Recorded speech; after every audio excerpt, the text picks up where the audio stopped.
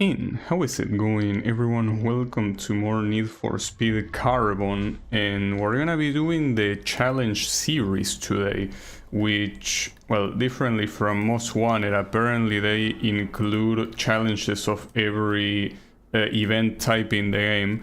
And well, just like in the previous game, it's essentially challenges, well, events where you have a fixed car, and in this case it seems that it's separated with difficulty. Like here, for example, it's a canyon duel, but as you go on it gets apparently harder. So my idea is to essentially go like this, basically beat all of the same difficulty once, then the second one, and then the third one, because otherwise, if I had to do this in all difficulties one after the other, I think it will get a little bit repetitive. So instead I'm just going like this. So here we have a Lexus and we're going up against someone else. I'm not sure who that someone else is, but it's someone else. So these challenges, by the way, the fastest way to beat them, these are essentially the boss fights, is by overtaking this guy on the first round and lasting 10 seconds on the lead. Doesn't seem like I can actually do that here though. I don't think that my car is fast enough, but if it's not possible, we can just play it out the way it is intended to be played out, you know. I think that it's a Mazda RX-8, the opponent. Surprised that I got the Lexus as the playable car here. In fact, I don't even know if you can use the Lexus in the career mode. Maybe you can. But what I also like is that it's not the base factory version. It's actually a tuned version. Well, at least visually. I don't know in terms of performance upgrades, but I like that at least visually it looks nice. Right, I am falling behind right now, and that is not good. And it is only halfway through the track. I don't think that the overtaking strategy is gonna work out.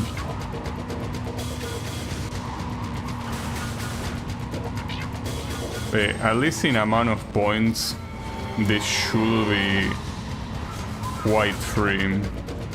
But keep in mind that there's also another thing that can happen that isn't very common, but could easily happen, which is the opponent getting far enough and the countdown to 10 seconds starts, well, counting down. That's what a countdown does. And yeah, at that point you instantly lose, which will be bad. Of course it can happen in both ways, like if you're the one getting chased and you get far enough for 10 seconds, you will automatically win, but that does not tend to happen. Like the AI doesn't tend to be that slow when it's chasing. Right, so 245,000 points. It's not super bad, but I wouldn't say it's particularly good. And keep in mind that this is supposed to be the easy one, according to the game, so I'm a little bit afraid of what to expect on the other one. So I mostly expect that the difficulties are simply the tier of the car that you are using. So in this case, these cars are tier 1, so I will assume that silver is tier 2 and gold is tier 3. Like, I don't think it's related to the actual difficulty of the AI.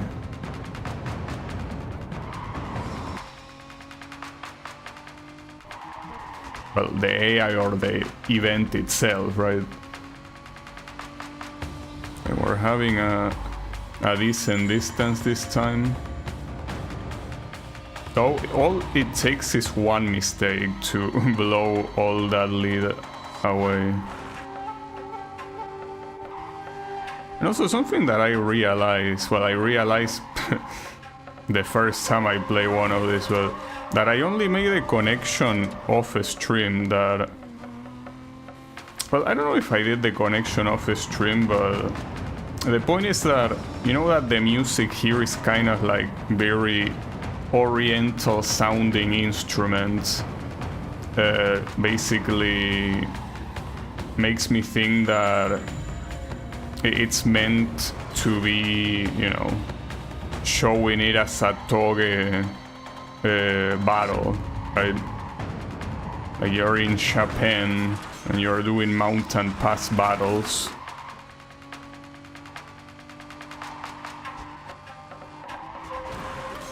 You see, those instruments are definitely oriental.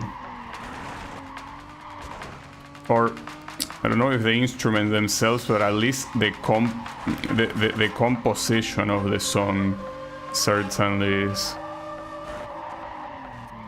So yeah,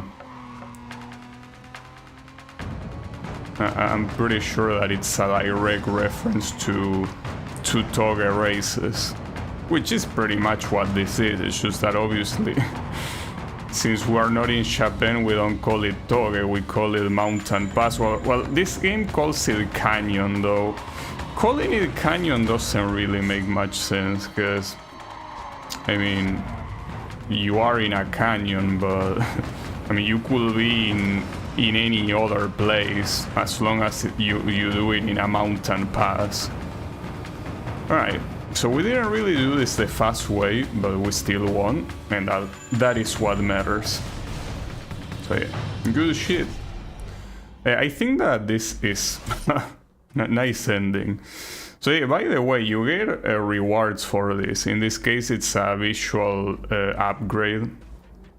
And well, you get a reward card as well, I guess, but it doesn't really matter too much. Because reward cards are something that I don't plan on completing. Okay, so we got that, but I'm not gonna do this one, I'm gonna do this next one. And this is a co-op challenge, but if you don't have anyone to play with, or well, if the online doesn't exist, you can play single player, which is great.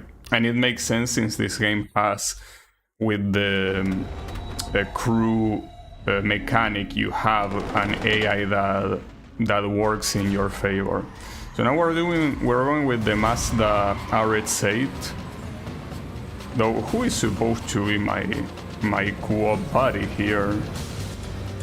Unless, okay, maybe if you pick single player, there is no co-op altogether. It's not like you get a buddy to race with, you simply go on your own, which is fine. I mean, a race like this, I wouldn't even see how having a buddy will change anything aside from, I guess, having more chances of winning, but I don't think this one is gonna be hard.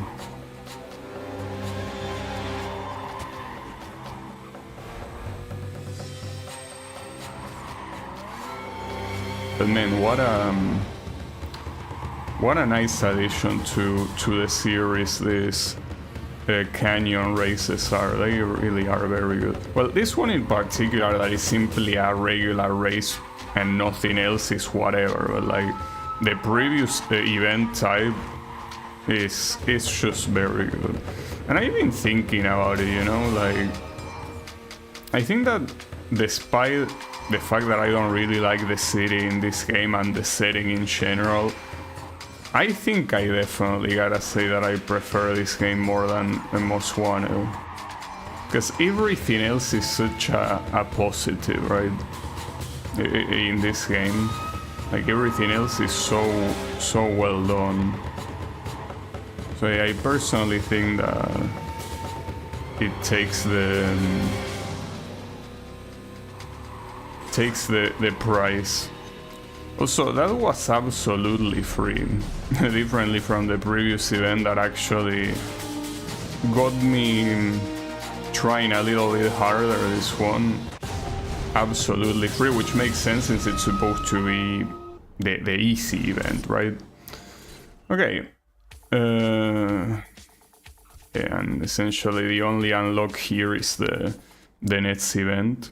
And here it also autosaves every time you finish the event. Well, theoretically the career mode also constantly autosaves, it's just that I'm not sure exactly where. This is a Renault Clio, right? But it's a Renault, that's for sure. Yeah, it's a Renault Clio.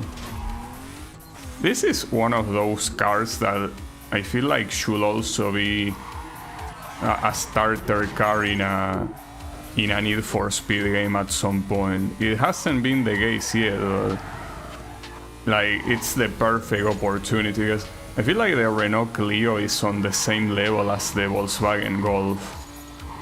Like they are both cars that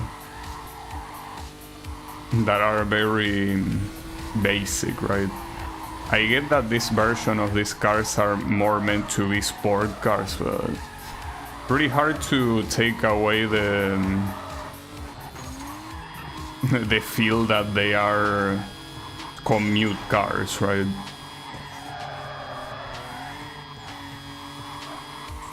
The idea is that this is a very fitting starting car. So in this case, I guess whatever is a starting car wouldn't matter too much, because if the following games have the trend of having different tiers of cars, that means that you're not gonna be able to use your starting car until the end of the game. I do wonder if there are, you know, some people with a lot of patience and a lot of time in their hands that can actually beat the game with one of the starting cars.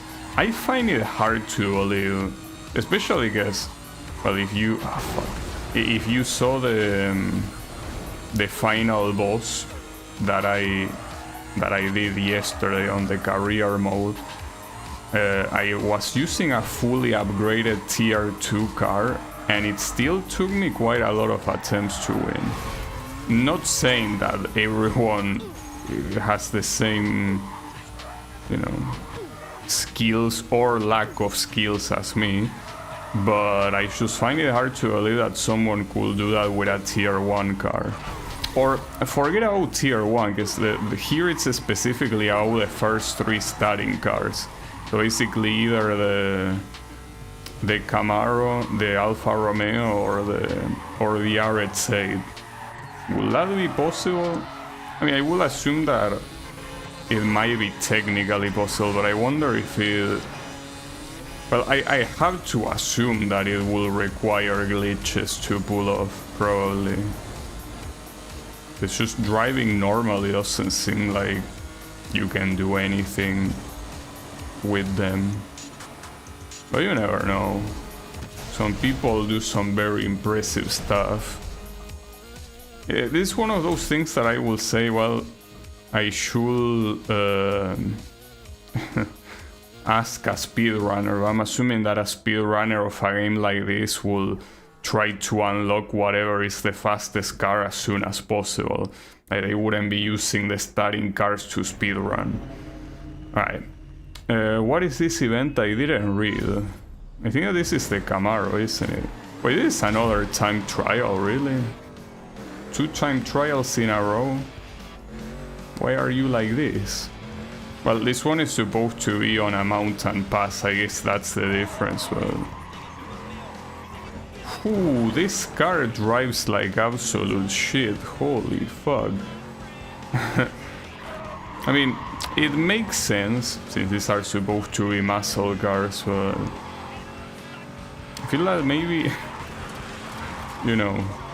Even though it's logical that a way older car than the rest will perform significantly worse, I'm surprised that they actually went for that, because at that point it's like they are not really giving you much of a reason to pick one of these. Even one of the bosses, the one that uses the muscle car, it's very clear that the AI was struggling with it, like it was drifting way too much. So it's one of those things that is a little bit weird. Like at that point, I wouldn't even put it as an additional class, like car class. I would just put them all at tier 1. But yeah. I mean, I think that the best thing you could have done here is have these old ass muscle cars all at tier 1 and then have modern muscle cars as tier 2 and 3. Like put a Chevrolet Camaro but from like like the 2000 version, right? Same with the Ford Mustang, stuff like that. Speaking of which, this one is a Ford Mustang, isn't it? Hard to tell with the customization and the fact that there is no logo, but it looks more like a Mustang. Wait, it said it there. I couldn't read. Well, I can actually check now when it goes back to the menu. Alright, what car was that?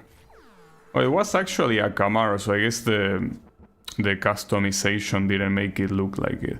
So now we're going into Drift. With an Aston Martin.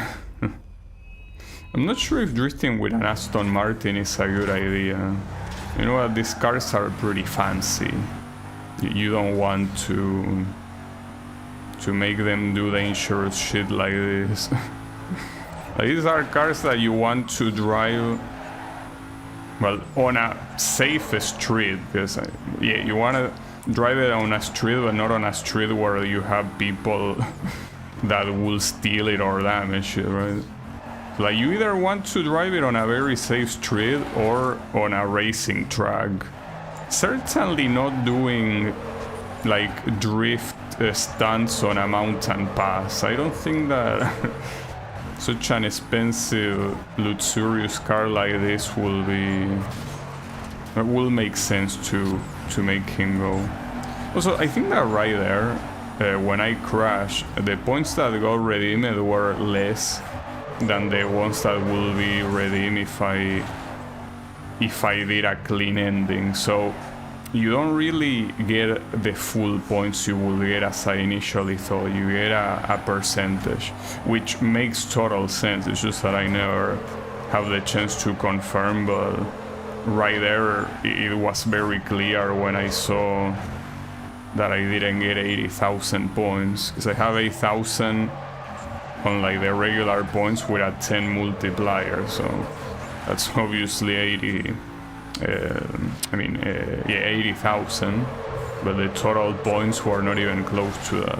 Now I wonder here, if you fall, is that gonna count as an instant loss, or do you simply respawn? I will assume that it counts as an instant loss, probably, to the same way that the boss counts as an instant loss. I guess the boss will be an instant loss whether you respawn or not, because at that point it's too late to reach them. Alright. So I think that we're gonna get more regular races here, actually. Well, not yet. Oh, a pursuit evasion. And you need to do it after 2 minutes. Okay. As long as none of these objectives require doing roadblocks, I'm fine. Okay, this is the Mazda Speed.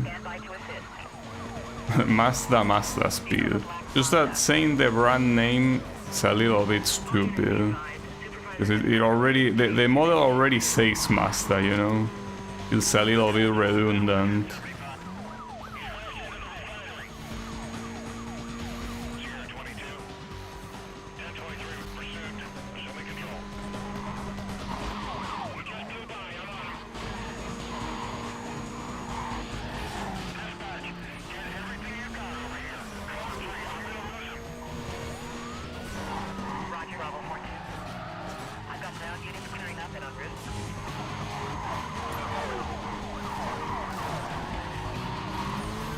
Though it say it lasts at least 2 minutes, right? Because what if I misread and it say escape in less than 2 minutes? Though I will assume that something like escape in less than 2 minutes will be a little bit too hard to do. Like it's nothing, right?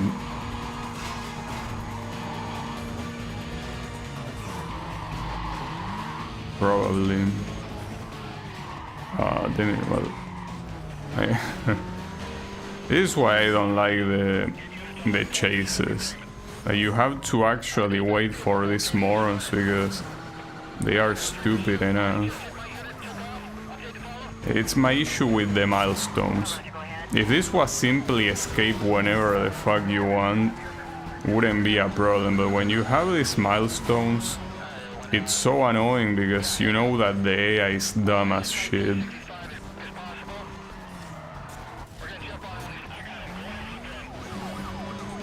Alright, that should be enough.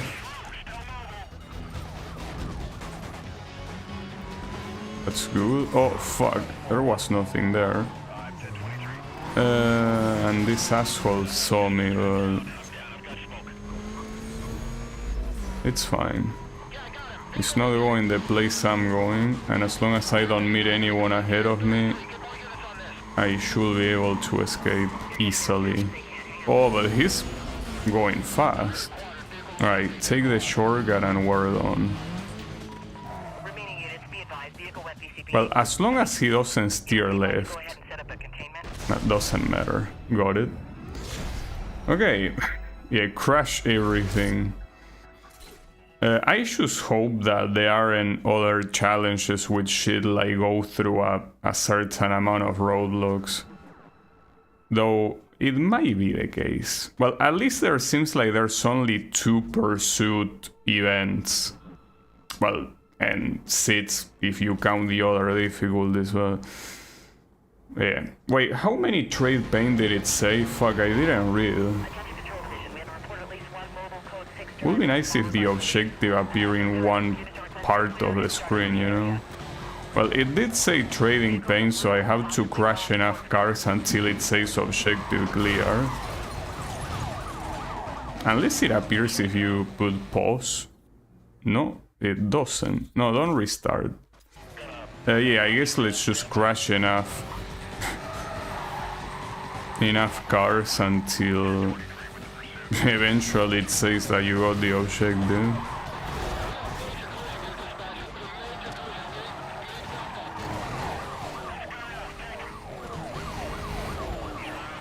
It couldn't have been that much, right? I'm also taking them down.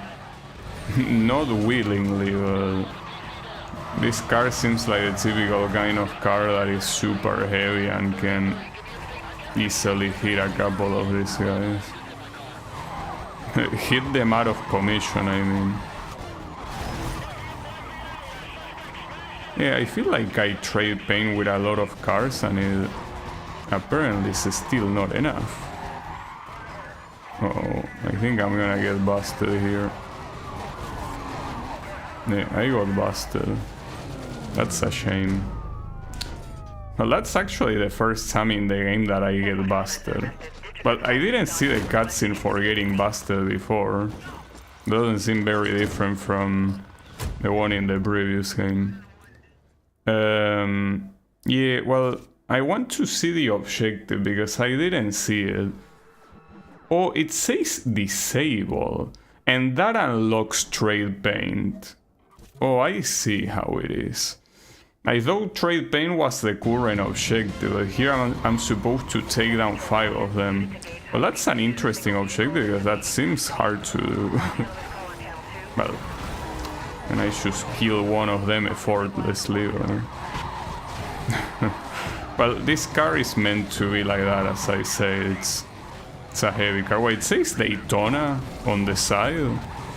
Oh, it does. Nice. That's cool. I wonder if the Dodge Charge... I mean, I would assume that a car like that probably did participate in NASCAR at some point. Probably.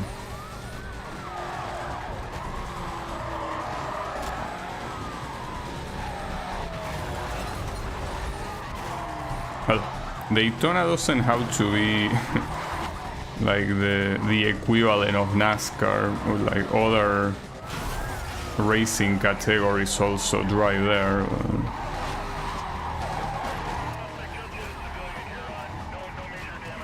It seems that the first one was truly a fluke, because right now I'm struggling to take anyone down. Well, let's take this asshole down.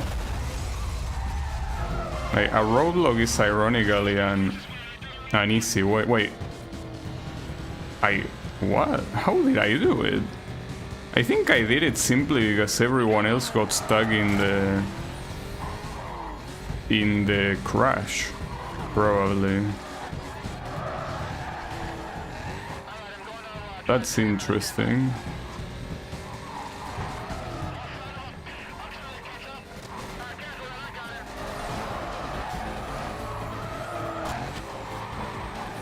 I'd appreciate if you let me escape. That works too, like purposely getting in the way so I can take you out. It's a way that you can make that easier. Alright, they were not expecting that. They actually got bamboozled. Alright. And what are you gonna do now? Okay, they seem to be out of the way. So I could try going for that hideout. Ah, fuck. Wait. No, the other guy is not close enough to see me.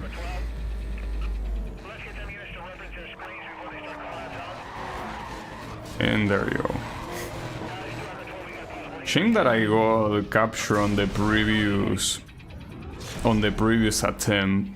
Like, I kinda wanted to be completely clean without a single capture in the whole game, but yeah, I guess that won't be possible. So this is a circuit. So essentially anything that is a race, apparently, like a regular race, has the chance to play it in co-op. Well, that's interesting. Oh, and here we're using the Alfa Romeo. Yeah, I think we are. Yeah, we are. So this the other one of the starting cars. You know, I say it at the beginning, and the reason why I didn't pick this one, but I was never a fan of Alfa Romeo as a brand. I know that they are supposed to be fancy, but it's one of those things that I could not...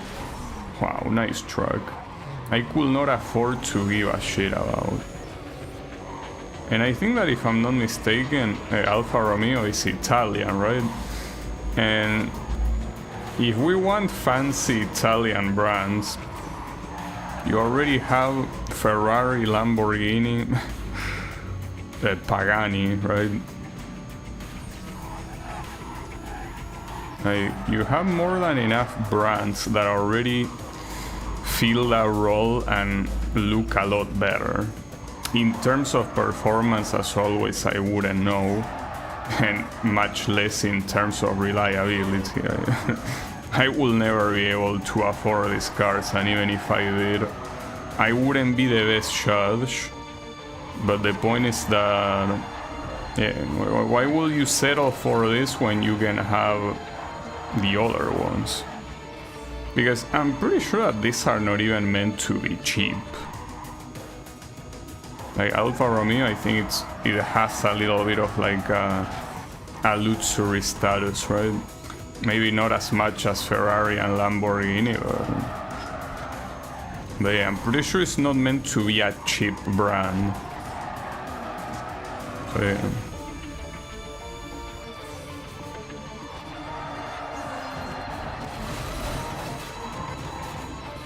Also then, seems that the only events here that are extremely easy in this, like, easy difficulty challenges are the regular races. Well, the checkpoint ones that are essentially the time trials are also extremely easy. Those are easy no matter what, I guess. Though, ironically, considering that the countdown started quite early, I'm not so sure. The countdown in the previous events that I did here Like before you get to the first checkpoint, it already was starting to count down from 10 seconds, and that's something that didn't really happen almost at all in career mode. So I think comparing to that, seems like these regular races are without a doubt the easiest ones.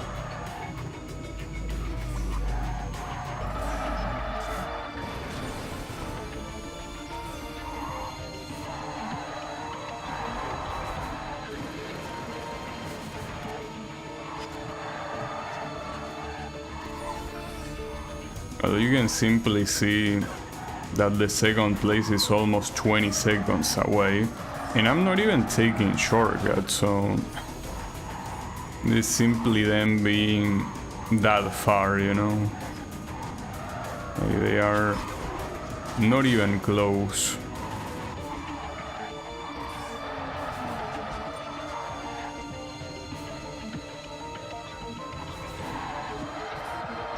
So how is it going, Clone Cat? Yeah, I'm here doing some challenges with an Alfa Romeo, at least now. Yeah, the cars constantly rotate. Yeah, how are you doing? The Need for Speed Marathon. Well, it's not really a marathon since I'm not playing them one after the other. Sometimes like I play other games in between, but close enough. And here we have the Dodge Charger again.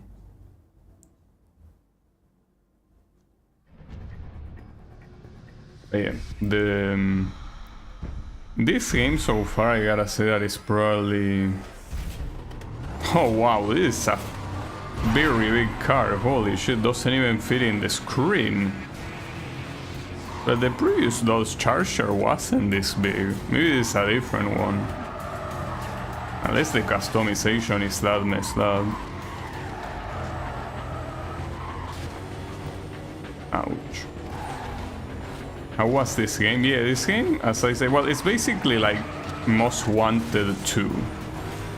Like, it's essentially has the same formula as Most Wanted, but it's shorter and has new game modes, and also, you know, generally a lot more fun because the AI is way more competent, which might not look like it right now, but in career mode the AI at least seems relatively competent and challenging, unlike Most Wanted where you could just effortlessly beat even the bosses.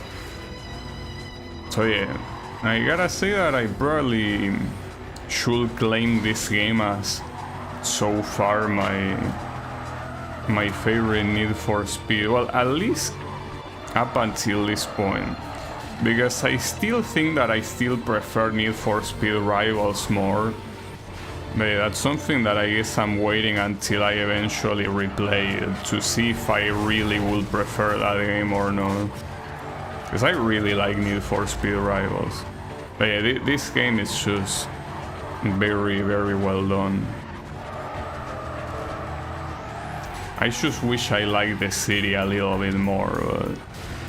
Well, I mean, if the city was better, or rather if it appealed to me more, I guess, like, I will without a doubt say that this is my favorite Need for Speed. It's the city, the one that takes some points away, unfortunately. Alright. Got that. There are so many Need for Speed games remaining. Got another drift challenge, but this time in the middle of the city, not in the mountain pass, with a lot to see Europa. That's what it says. Visually, no, visually. Oh, you mean that I don't like the city visually? Yes, but kind of like, my problem is that I'm not a fan of night cities usually. I think the real problem with this one is the fact that everything looks very similar, you know, like it's hard to differentiate the different parts of the city. And what also doesn't help is that everything is so dark. Like, it's a very dark game, and that's because they obviously wanted to show off the lighting system and all of that, but unfortunately in the process they make everything very dark. And I'm usually a fan of more popping colors, right? Like more brilliant looking things. But like, I don't really see that there's any place in this game aside from the mountain passes. I guess the mountain passes are very well done, and definitely alongside that event type the highlight of the game. But yeah, the city itself, I feel like it doesn't really have any memorable place to me. But it's fine. Like, on the other hand, for example, Underground 2, even though I didn't like the open world, I felt like the city was very well done. I also wish that they didn't put that much emphasis in highway races in Underground 2. I did like the way the city looked. That was such a bad entrance, fuck. Also, that's a problem because I already kinda fucked up the entrance to here, so they might overtake me with points here, unfortunately. We will see though. Still have a little bit of a lead. We will see how long that lasts. Maybe not too much, but we gotta check before getting scared. That's fine. So there are still some more drift zones to go.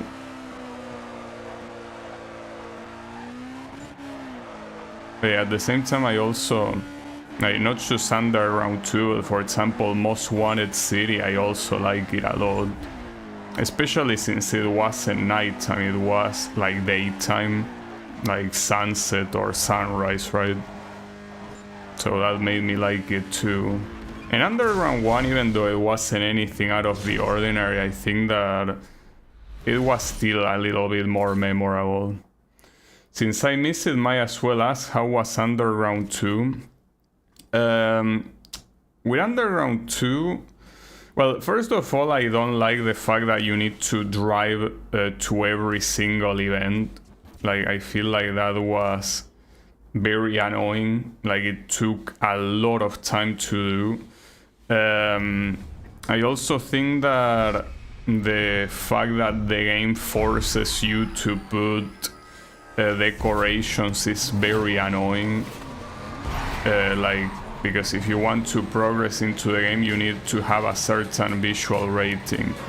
And that visual rating essentially forces you into having decorations that you don't want to have, or well, you might not want to have, but the point is that the game forces your guard to have shit that you don't want it to have. So I don't like that, and the fact that it was a mandatory thing, it wasn't optional, like you needed it to unlock new events. So yeah, I wasn't a fan of that. The drift events were absolute shit in Underground 2, because for some reason they made the physics of the drifts way harder than in Underground 1. In Underground 1, the drift events were as easy as in this game.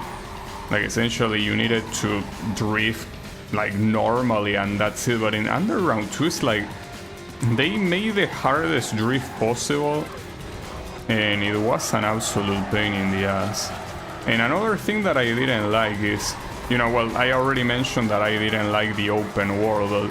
The problem with the open world is that if there were 2 or 3 or whatever amount of events close to each other, obviously you were encouraged to play them all one after the other, because otherwise you will have to drive back there again, right? So since you were there, you will play them, all of them in the same area. The issue with doing that is that made the game even more repetitive than it already is, because Underground 2 is a very long game, and having to play the same areas over and over again was not very fun to do at all. You know, because you will basically play like a very similar race like 3 times in a row. And to make things even worse, the game had like a special type of race that was like the Underground Racing League, but it only had 2 locations. Like it had a close racing track and an airport track, and they had variations of that place, so technically every track was different, but they were pretty similar to each other, since obviously most of them share corners. So that also made the game even more repetitive. So unfortunately, Underground 2 of this like basically 4 Need for Speed game, which are Underground 1, Underground 2, Most Wanted, and Carbon. Underground 2 is definitely my least favorite of the 4, without a doubt. Like without even thinking twice, is my least favorite. It sounds annoying because it is. It certainly is. Oh, Race Wars. This is something that I find amusing in this game. In this game you have an actual event type called Race Wars. It's supposed to be a race where you race against 20 opponents, but they decided to call it Race Wars. I just find it pretty funny. Man. It's a very cool type of event, by the way, because it kind of reminds me of Ridge Racer. You start at the very bottom of the grid and you have to overtake like 20 cars. This is the Mitsubishi Eclipse. It kind of looked like a Toyota Supra from the outside. Well, technically you have to overtake 19 of them because you are the number 21. The number 20 space 1.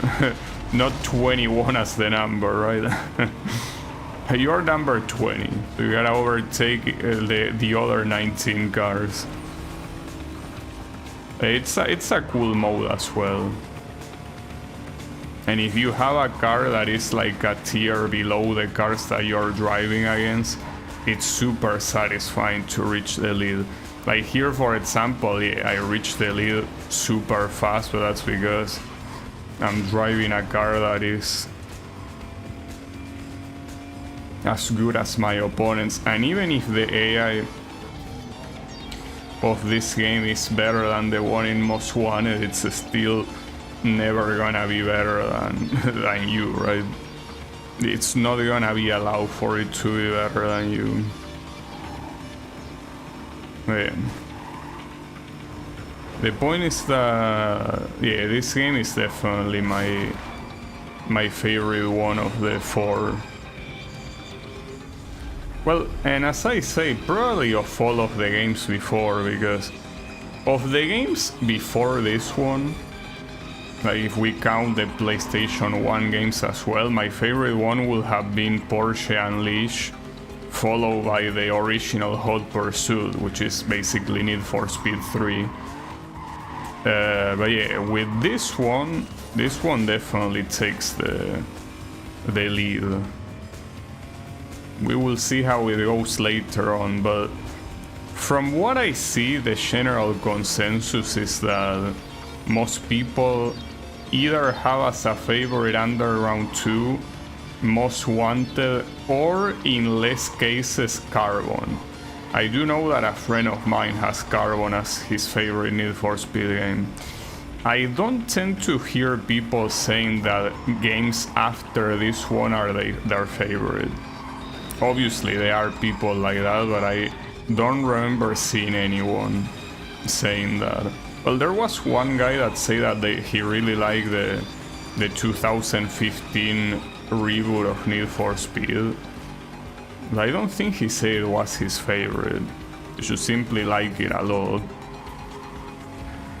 So we will see how the other ones go.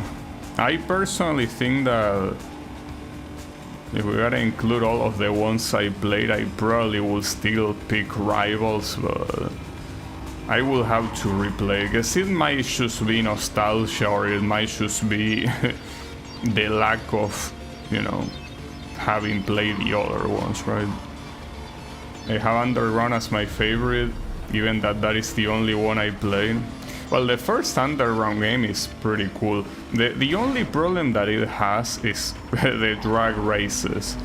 The drag races in that game are extremely harder than every other event type. And differently from Underground, well, that basically every of the following games, you are forced to do them. Like, you have to beat every single event if you want to beat the game, and you cannot leave them for later. You have to beat them to unlock the following events. That is the worst thing about Underground 1. Aside from that, everything else is very good. Like, the customization is nice and mostly optional. Even though some parts require you to have a specific amount of stars, they are not as obnoxious as Underground 2. So basically you can have your car to look almost as you wish it looked like, right? And also the fact that you can swap cars without that much trouble, because the upgrades, the performance upgrade, are maintained. And not to mention that also the car selection is like the cars that are in that game are very good. And if all of that wasn't enough, it has the best girl so far in the series, at least in terms of personality. Maybe not in terms of looks, but in terms of personality, Samantha is the best girl, without a doubt. So yeah. In terms of look, she's completely mocked by the one in Most Wanted. Forgot her name. Mia, I think, was her name. The Most Wanted girl, look-wise, mocks everyone effortlessly, but personality-wise, I'm a Samantha enjoyer.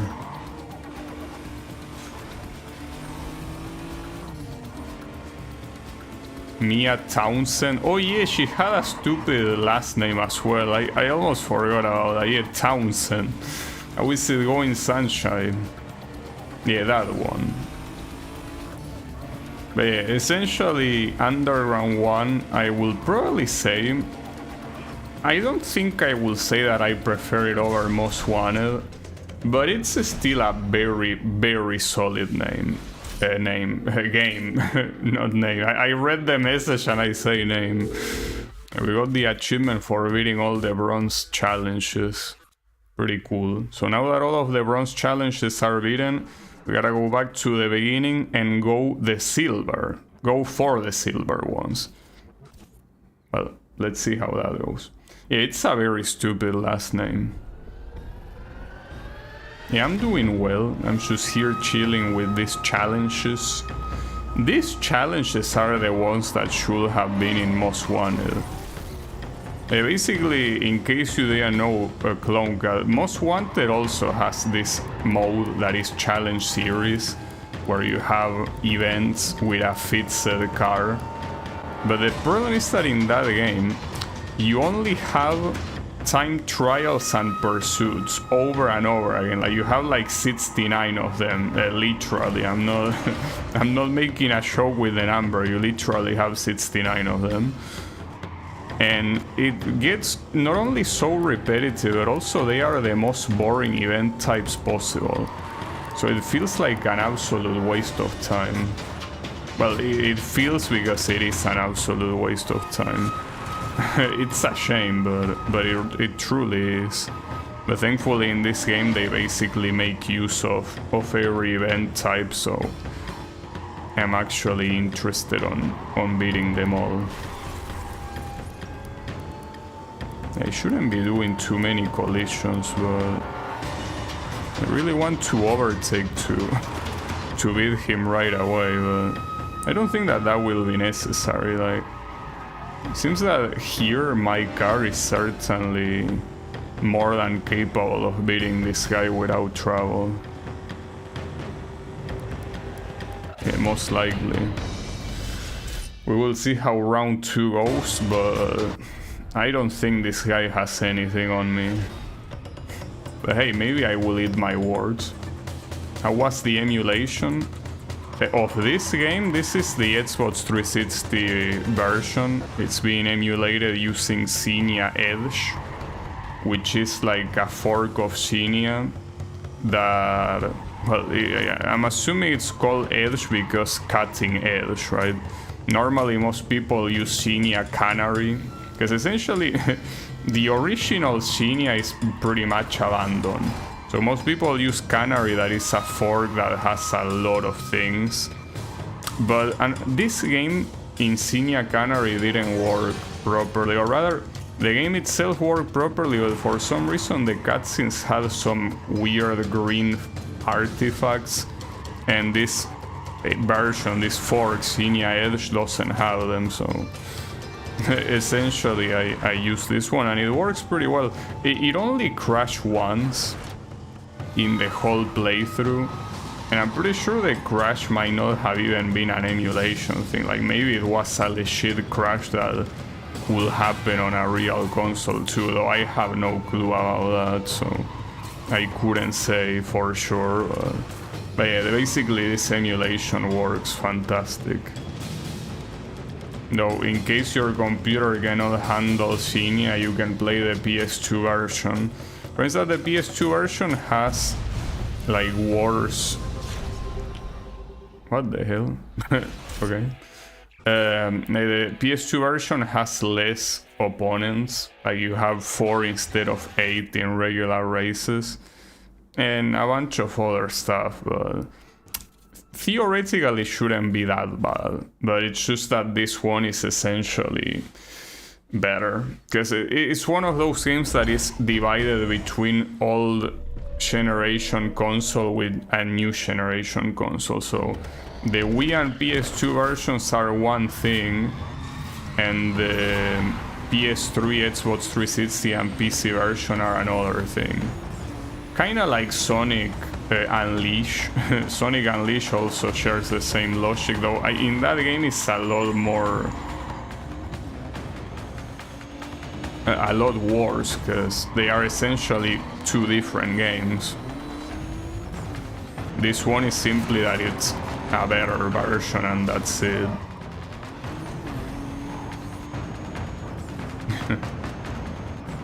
But yeah. You can also play the PS3 version. In fact, I could have played the PS3 version. I didn't do it because they say that every time that you did something in career mode, it autosave and it was a pain in the ass. And the fact that the next game in the series does not work well in the PS3 emulator, so I guess I wanted to play them all in Xbox. But yeah. If you're talking about the emulation of the previous games, like Underground 2 and Most Wanted, I played the PS2 version of all of them, and they all work flawlessly.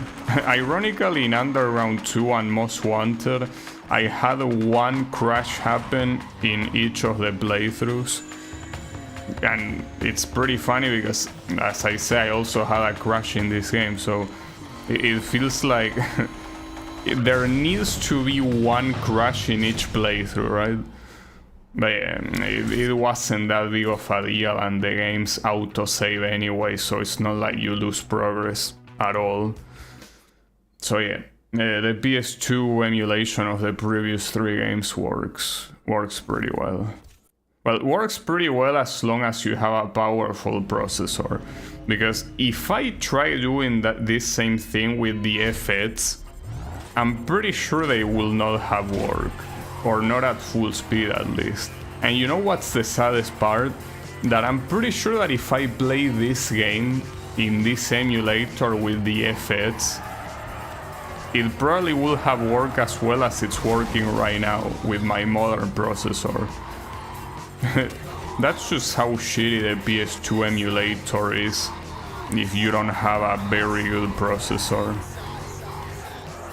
Like, right now I talk about it as if it was, yeah, good shit PS2 emulator, but no. it's still shit if you don't have a good PC. Which I don't think it's very acceptable if emulators of next generation of consoles are working better, but it's okay.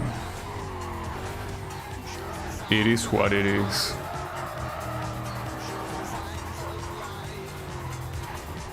Also, I could have taken the shortcut here.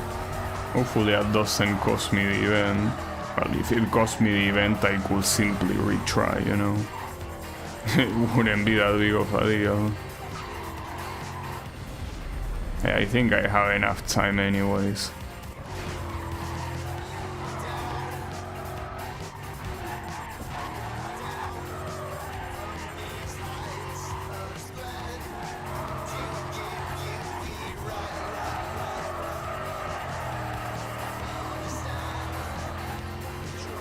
Well, what's for sure is that I'm looking forward to the following games.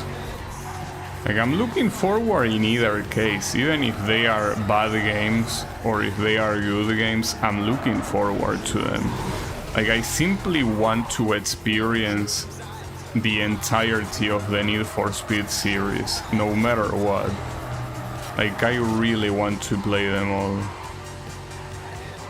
So I'm looking forward to that. And the only ones that I don't think I will be able to play are like the, you know, the mobile ones that I don't think I should give a shit, and the MMO obviously. Which ones are left? A lot. Basically, the next one is Pro Street, then you have Need for Speed Shift, then you have Undercover, then you have Nitros, then you have Shift 2. Then you have, I think, like a remaster of Hot Pursuit. Then I think you have the remake of Most Wanted. Then Rivals. Then the 2015 remake. Then I think Need for Speed Heat or Payback, one of those two, and then the other one. And then Need for Speed Unbound. And I'm pretty sure I'm missing a couple. Aside from, as I say, the mobile and the MMO. I think I might be missing a couple that I can also play. But yeah, there are a lot remaining. And 6 of them, I own them on Steam. Well, and Unbound, if it goes on a good sale again, I will purchase that one too. So essentially, it's not a problem for the last ones because theoretically I can play them, you know, natively and legally as well. Though I don't know if they still work fine, because you know that there are some Steam games that even though they are on Steam, they don't particularly work well on a modern PC. But yeah, I'm not sure what will be the case. Also, is this a Mazda RX-7? Damn, this customization makes it look so ugly. Can't believe that you will do this to an RX-7. This is an absolute insult to the poor car. Looks so beautiful normally and you have to add all this bloat. Yeah, I have, yeah, obviously. Yeah, my friend that told me that Carbon was his favorite game obviously lent me the copy, like his copy of Carbon, and that's clearly what I'm playing right now on a real Xbox 360, of course. Clearly. The game is called Carbon, yet I'm not seeing any call anywhere. Well, it's called Carbon because of the carbon covers that you can have, which I'm not sure why it's called that way since it doesn't really put any emphasis on them, but yeah, I guess they couldn't think of a much better name, I mean. Hey, how is it going, Wasabi? Wait, what the hell? Am I seeing the lights? Okay, I don't know if that's an emulator bug or if that's an actual game bug. like you have the front lights coming from nowhere, because I'm pretty sure that that's a customization that essentially removes the retractable lights that this car most likely naturally has, but it just makes them come out of nowhere instead. That's pretty stupid.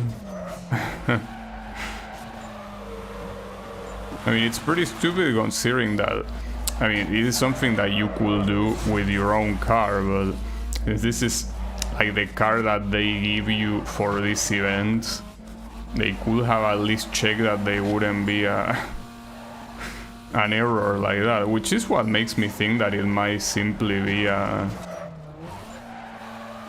like maybe an emulation bug, but I don't know.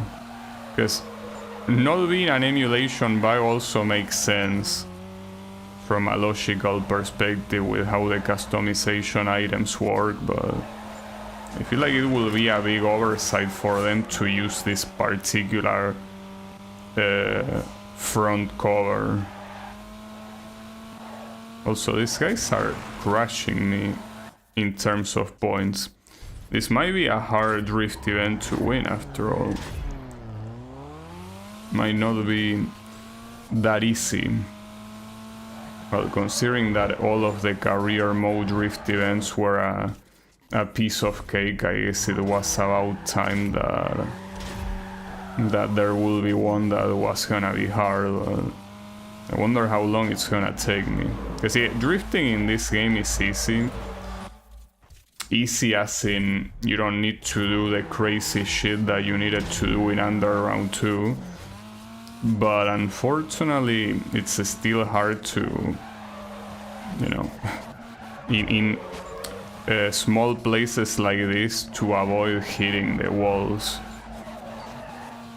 Like these mountain passes are very hard to drive if you're drifting. Well, and if you're not drifting as well, it's just that normally you don't need too much precision, but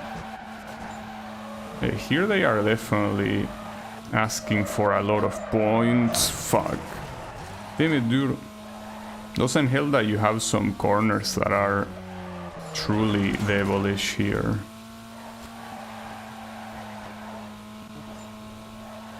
This one might take a while to beat it. This one might actually take a while.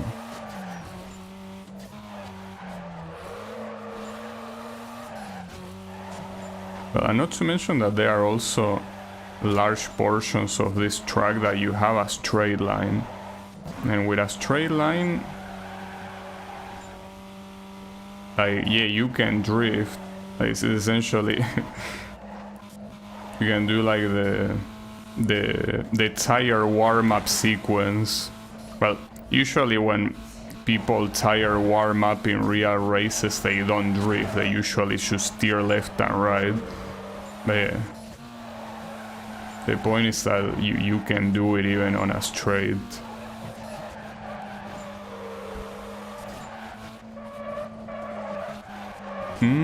Careful, you don't want to crash here. Okay, that should be enough. It was indeed enough. I just think that the light coming out of nowhere there looks so silly. Like, it actually looks so damn silly. It's fine, don't worry about it. That was a Toyota MR2. So this is an evasion, but I need to last 5 minutes on the pursuit. Yeah. If you ask me, I will completely remove the pursuit. Oh, what the hell? I'm driving a truck. Well, I was not expecting that. I'm driving a fucking truck. Damn. Alright. That's certainly unexpected. So this is a special car that you probably unlock through the reward thingy. See, I cannot imagine you being able to customize something like this, you know. Hey, let's just put a spoiler on this fucking truck. Problem is that, well, as you would expect, it's slow as shit. It's obviously meant to be pretty strong, but if you get cornered by these guys, I don't think it matters how strong you are, you know? But then I really was not expecting this. At least with how much I hate pursuit events normally, having like a special car like this at least makes it exciting. You normally don't get to drive this, you know?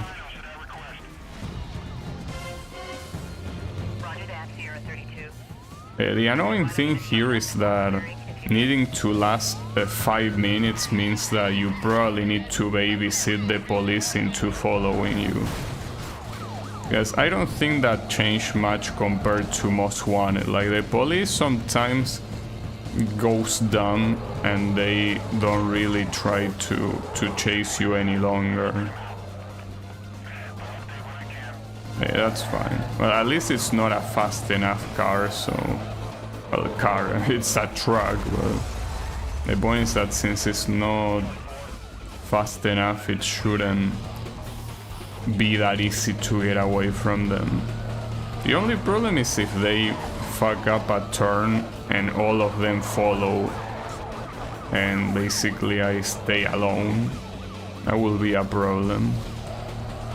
Hopefully not.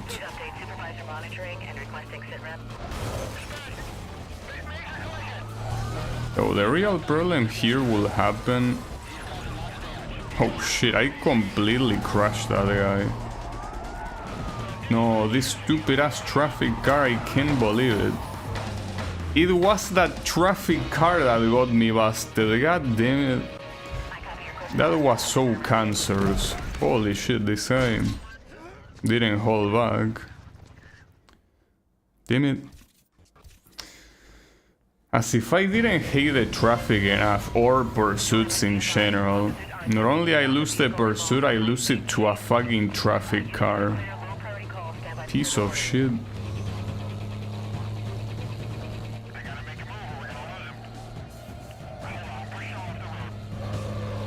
Unfortunately here, you have to last 5 minutes, no matter what. Even if you could do this in way less than 5 minutes, you have to last 5 minutes. What if I drive in reverse now? Unfortunately, it's not very stable to drive in reverse. Oh, this guy is getting fucked. Unfortunately, that wasn't enough to take him down.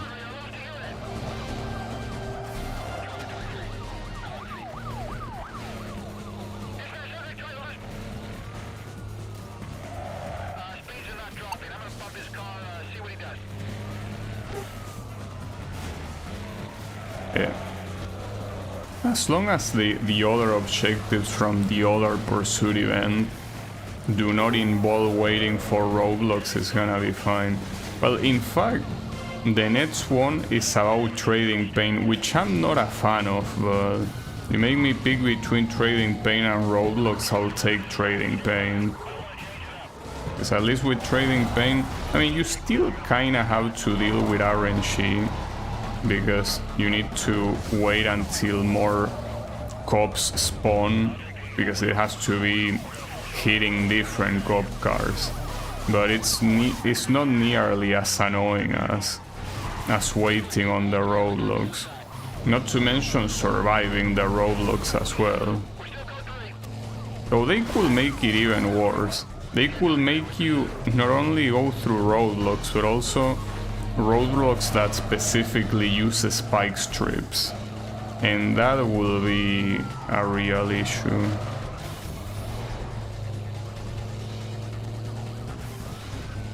So, this is a dangerous situation to have only one moron following me. It's a dangerous situation. Ah, fuck. Wait. No, don't go. Damn it. This is what I mean when I say that I have to babysit these assholes. Because they are so moronic that they simply cannot chase properly. You little guy, follow me. At least there is another one joining though. One thing that you want to do here, since it's 5 minutes, is before the 5 minutes come, you want to enter in cooldown simply so they don't call backup.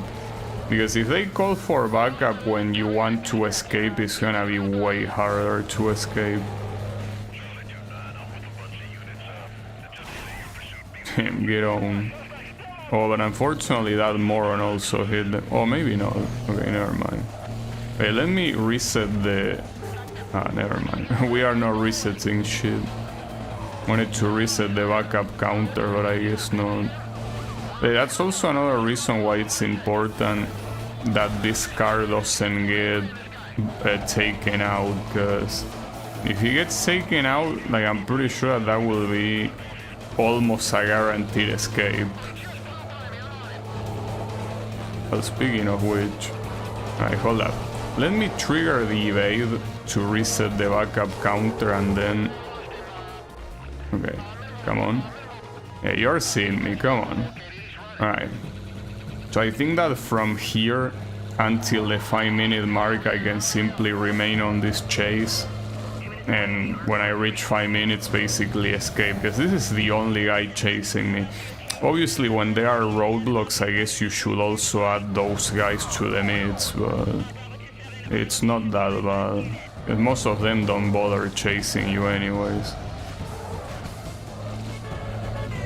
I'm gonna go very slowly, because these guys are very capable of hitting the middle of the road and get stuck. Oh, speaking of getting stuck, no way. I'm stuck. Though, for some reason, the busted meter didn't go up. If the busted meter went up there, I'm pretty sure I would have actually gotten busted. Okay. Kaboom. Out of there. Alright, the 5 minutes are out to come. And they do indeed come. So now I have to actually escape. I promise that there is a roadblock, but we can do this. Oh, where are you going? Wait, no way. Who spotted me? No one spotted me. Stop lying, fuck. And this shit, well, as you would expect, doesn't have to, like, a very nice maneuverability. Alright, well, at least the backup counter restarted. I want to escape now. Though, did you see if it say that I completed the objective and I can escape now? Because I don't remember seeing it. Oh man, the traffic is so fucking annoying. Get on, bitch. Can work on my way too, you know. Man, what are you getting stuck with? You're getting stuck with nothing. Jesus Christ. And it's so slow that even when I want to escape, I can't. So the other guy got actually taken down. I think he did. Because otherwise he would appear on the map. Alright, can you let me escape now? Oh, hold up. There's a police officer there. And a roadblock. Okay, let's not go there. The issue is that since we're in the middle of the highway, there is no hideout. So unfortunately we gotta wait until the cooldown goes down. I could wait here, I guess. But unfortunately, since we're in hit level 3, that cooldown... What? Okay, that guy spawned out of nowhere. I wanted to take him down and I couldn't. Oh, and now we suddenly also have Rhino units, okay. I mean, you are cheating. You are cheating because this essentially counts as backup. Look at all the new assholes that showed up here. Excuse me, but this is just basically backup. You are cheating. You are shamelessly cheating right now.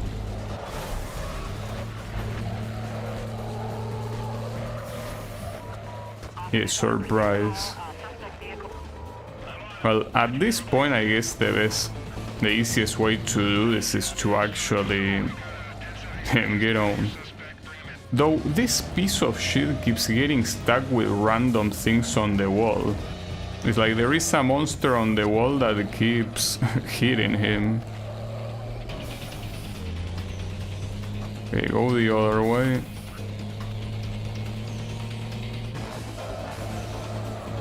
Fortunately, he's so slow compared to normal cars that yeah. No, come on. Okay, didn't see me, and I'm out of his way. How is that not a hideout? That should be a hideout. Well, I mean, you can get seen by it. There's actually no wall, so you will get seen. Okay, there is a police officer there, but he's far. Come on, come on. No, he's coming this way. No, not like this, please. No more of this. Well, he's taking his sweet time to steer, though. Alright, Jesus Christ, that was painful. I mean, I hate Pursuit so much, it's crazy. I cannot wait until at least this concept of Pursuit with milestones get completely removed from the games. Okay, so it is straight paint with 10 cars in a Subaru Impreza, nice. I do know that at least until Rivals chases are a thing, but I don't mind chases. Well, I guess I do mind chases. Honestly, chases fucking suck. You know, at least if there's something that the Underground games had, is not annoying as shit chases.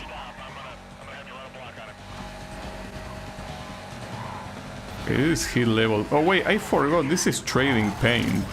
I was evading everyone, but no, clearly I'm supposed to hit them. My bad. I'll hit them in a way that they don't bust me, of course.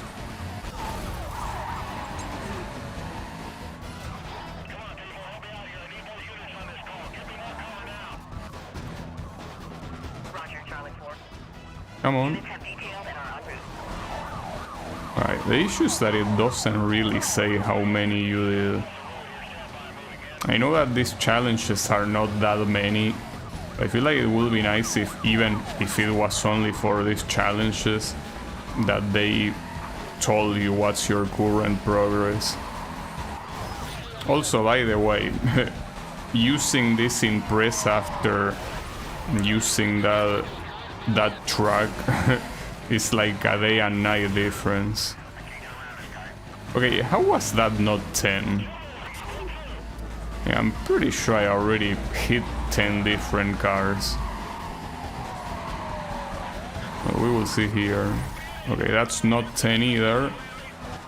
That's not 10 either. Unless the message appeared and I completely ignored it. I don't think it appeared. Right? Pretty sure it didn't.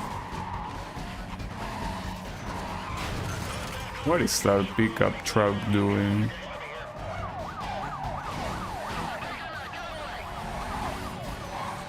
It's still surprising though.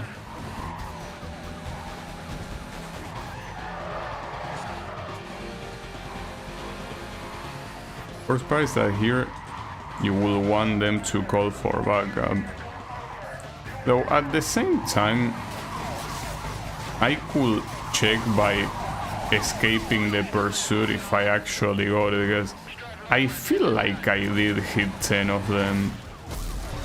But ironically, with a roadblock you can actually hit up. Nice. I went through those cars. This is one of those Imprezas that can defy physics.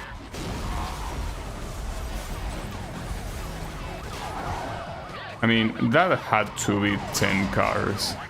There is no way that that was not 10 cars in total. Like, it had to be. So I'm gonna try ending the pursuit and see if it counts, but I just don't remember seeing the message. As I say, maybe I'm just blind.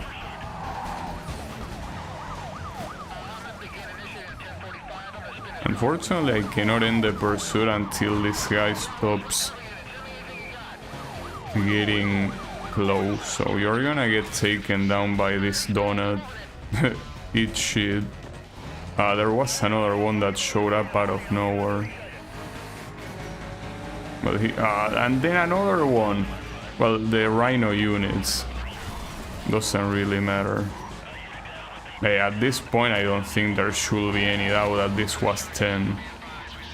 Unless this game considers trading paint something else, but if it's the same as the previous game, trading paint simply means hitting a police car. Unfortunately, these guys are not leaving me alone, you know? In fact, what's crazy is how often they are summoning roadblocks. Like, way too many roadblocks. Without a doubt.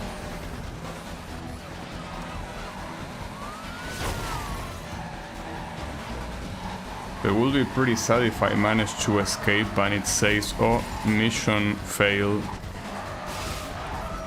Yeah, I just don't see how this possibly could not be 10. Like, I'm pretty sure this is 10.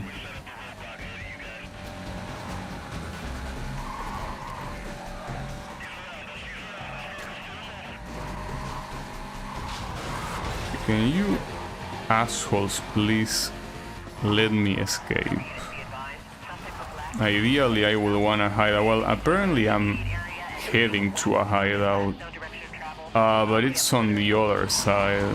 Like, the map makes it look close, but it's on the other path that is like not even close to here. Well, that sucks. I guess no hideout for now. But I still don't know if this is enough to complete the mission or not.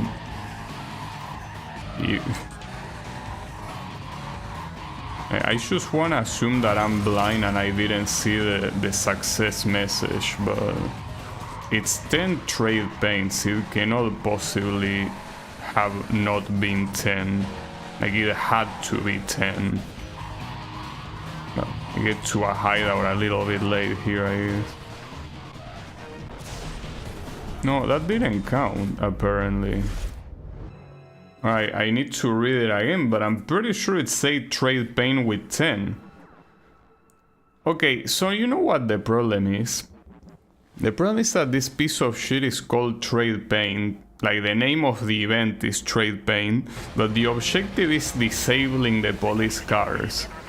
So I was supposed to take down 10 of them, and I didn't. I don't even know how many I took down. You know, I should have realized with the bronze one, but I didn't. Like, I thought trade paint was only for silver, but no, it was for bronze as well. Then I feel like a moron now. And the worst part is that it probably wasn't even that far, because pretty sure that in the previous one I did take down.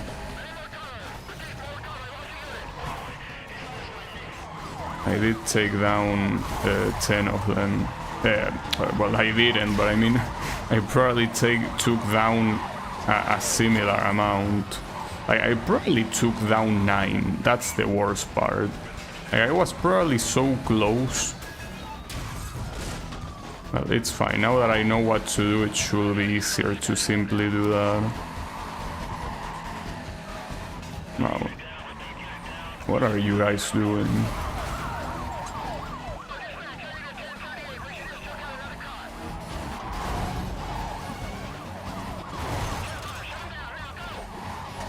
So essentially the objective is the same one, and it's gonna be the same one in gold.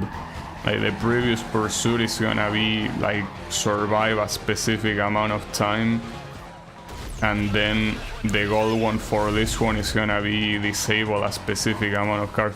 So at least the right side, that means that there won't be any required spike strip challenge, but that doesn't mean that there won't be an event that is gonna be in hit level 4 and you will have to. And these guys are actually avoiding the shit I'm throwing at them. Fucking assholes, dude.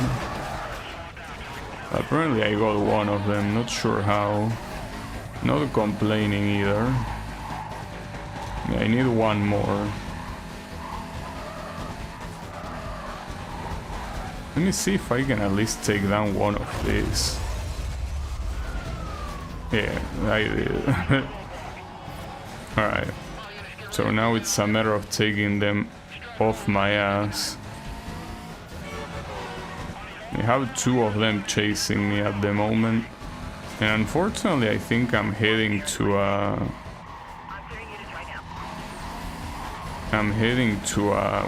highway. Oh, and there's also Rhino units. It's okay, they didn't try very hard.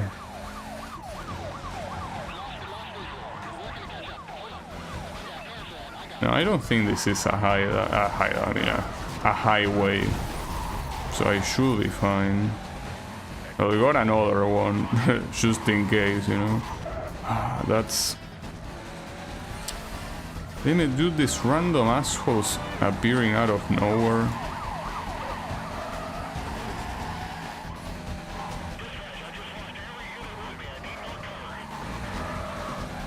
Oh, he took the shortcut. Well, he fucked up later on anyways. Okay. So this should be cooldown, but... Okay, and there is a hideout exactly there. That's what I need.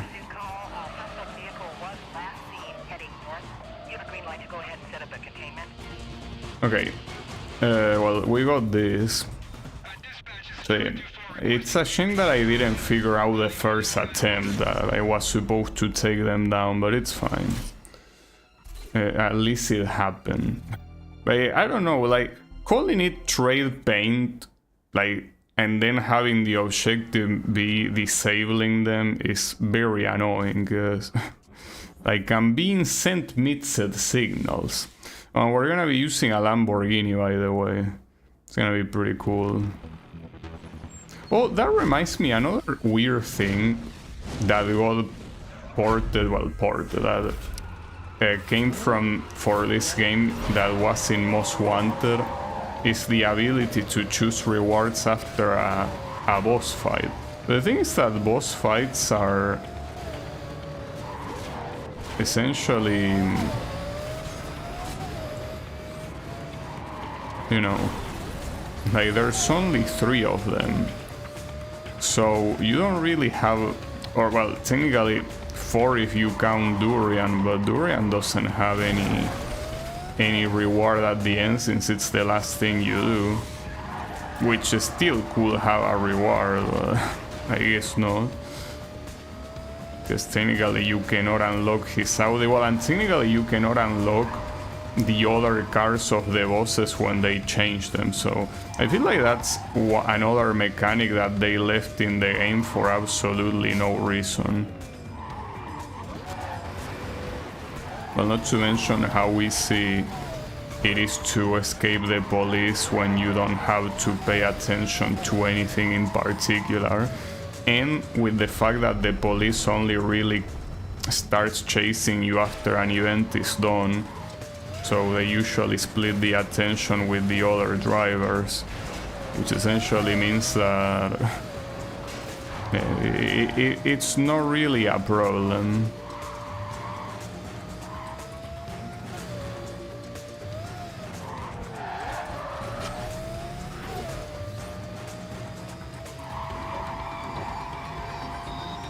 And by that I mean that one of the rewards being things like having more strike possibilities on your car or free out of shale thing is like, those don't really make that much sense in a game like this. Also, how is it going, Yannick? I'm just here driving a Lambo. Pretty nice one. So you can see the lighting falling apart sometimes. Pretty sure that that is an emulation thing, like that's not actually something in the game. But hey, it looks good enough at least. It's only in very specific situations. You scratch it up, yeah, just a little. It's like one of those bingo cards where you need to grab a coin and scratch them to see the reward. Yeah. I need to see my reward by scratching the Lamborghini. Because clearly the Lamborghini is not valuable enough by itself, so I need another reward, right?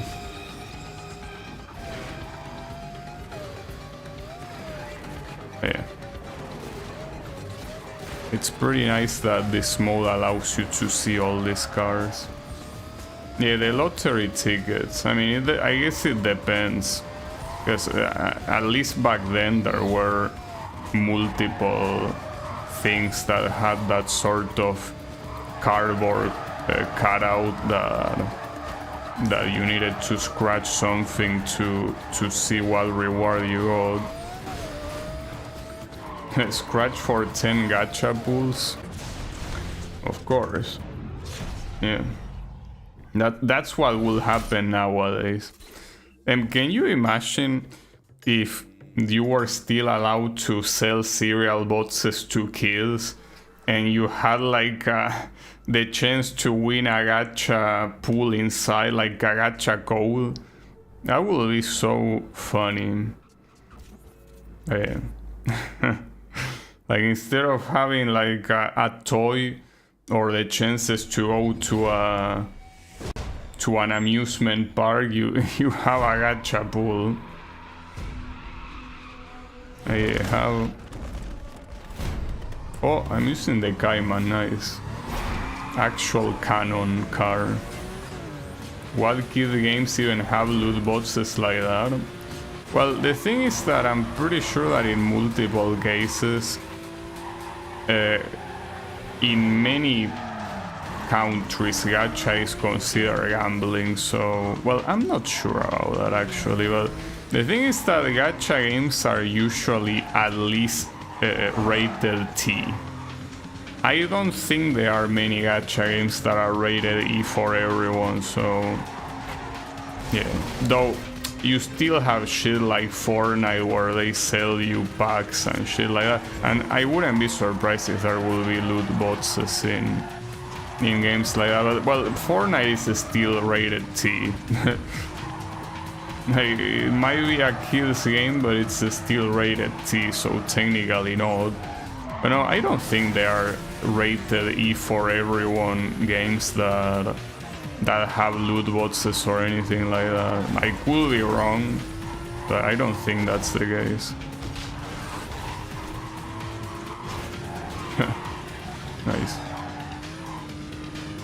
Also, what do you think, Yannick, since you are the gacha lord here, what do you think of Snowbreak? You know, I actually saw that game and I had no idea it existed, and I'm like, damn. I did not know that they could get away with that much, and they can.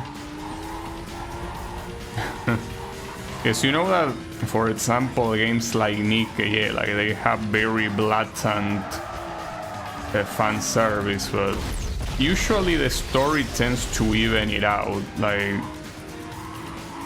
in a way, but for what I saw of that game, Snowfield, it seems that, yeah, it's just full-on fan service from beginning to end. Not sure how the game is gameplay-wise. Apparently it's a third-person shooter, but I don't know. Doesn't the loot box gacha aspect automatically ups the rating? I think it does, but it might also depend on the country. And European countries probably have that, but I'm not sure if China and company have that. Well, I mean, China doesn't have the ESRB, but probably has an equivalent. I might have seen a few clips, but I don't know anything. Well, yeah, it's the kind of game that that you have to see it to be like, yeah. Because yeah, gameplay-wise, as I say, it's a third-person shooter, kind of like Warframe, though I guess probably more lame. Because Warframe at least tries to have a lot more gameplay, since it cannot really combat in the other department, right? Also, this is a Supra, nice, and a very good-looking Supra, then. Warframe with no Revenant, you could say that, yeah. It's a game that it has very interesting cutscenes, and apparently it has them for every single character. You know, like in Nikke you have some story, like some Bond events, and some of them are whatever, and some other are like a lot more suggestive, even though at the end of the day, since it pretty much has a visual novel format, they don't really show anything. But in this game, not only they do show a lot, but also I'm pretty sure every character has like a sequence like that. So yeah, pretty funny. Unfortunately, the gameplay looks like the typical gacha shit, because even if it's a third-person shooter, it's most likely the typical case where it's simply a numbers game, you know? Like if you cannot get a specific weapon or a specific mod to a weapon or whatever, it's not like skill will matter. I haven't played it, so obviously I don't know if that's the case, but I have no reason to not think that's the case. So it's basically whatever. But hey, at least it has pretty nice characters. It's a way of saying pretty nice, right? I'm talking about gacha, and the second place is called Benny. And remember Bennett in Genshin Impact? Fucking broken ass asshole. Can't believe that character exists. Okay, speed trap. It's fine, don't worry about it. I don't play Genshin anymore, but I'm pretty sure that Genshin is still the most successful gacha when it comes to revenue. It's crazy. This is a Ford Mustang, by the way, and with a lot of acceleration apparently. Ford Mustang GT. Essentially, Genshin Impact seems to still be breaking records. Like just a shit ton of revenue. It's still at the top. That's the thing. Still still cannot be dethroned.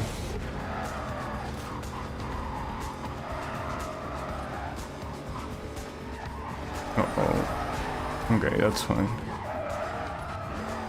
Don't know if you saw it since it was pretty close to starting stream, but a new Castlevania got announced. Really? Damn. Well, that's an interesting news. Like, is it one of those that is like the Shinobi revival that is kind of done in like Streets of Rage way with like modern 2D sprites? But even whatever it is, I guess it's gonna be interesting. I will assume that they are probably gonna make it a Metroidvania, since not only Metroidvanias are still pretty popular now, but I don't know if many people will be interested in playing the classic style Castlevania games.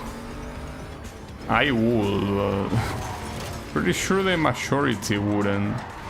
Then that's very nice news. Not sure if I will buy it on release though, because the problem is that those games tend to be quite expensive on name alone.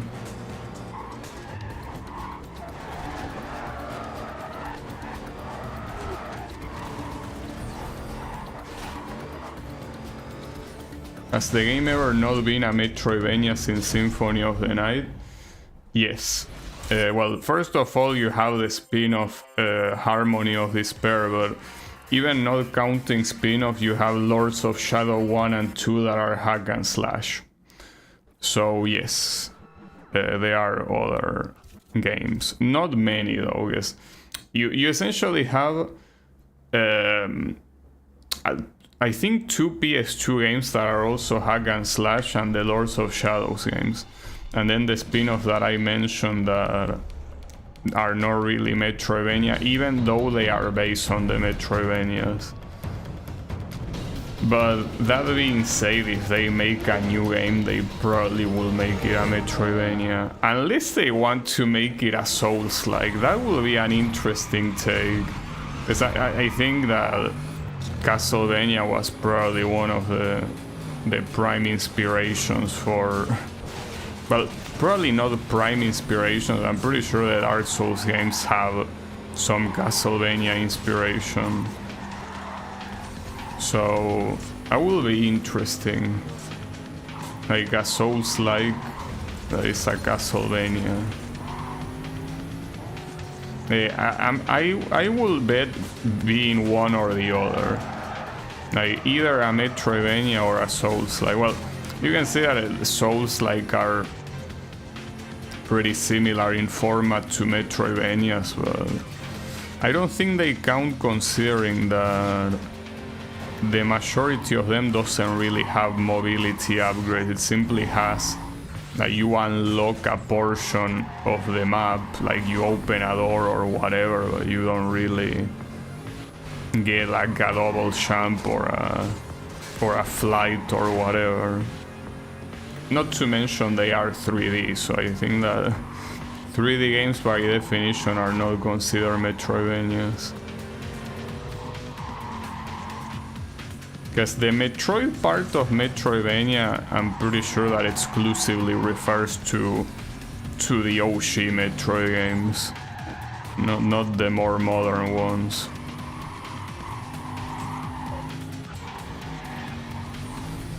What a coincidence to bring up the Metroidvanias today.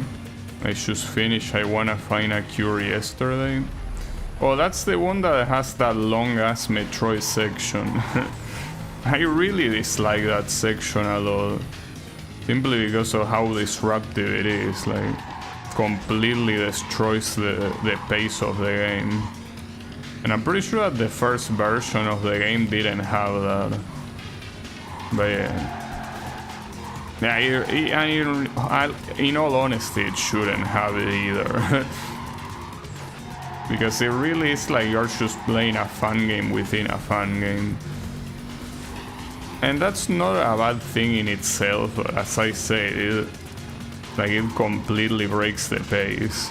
And it's a way longer section than any of the other ones. I don't think they are ever gonna venture with a 3D Castlevania game ever again. I mean, if they make it a Souls-like, it will sell. The problem is being able to do a good Souls-like, which is not simple to do. But they could. Like, if they had competent developers, they could make a Souls-like Castlevania and it will sell a lot. But yeah, they will have to have actual competent developers, which I'm not sure if modern Konami has them.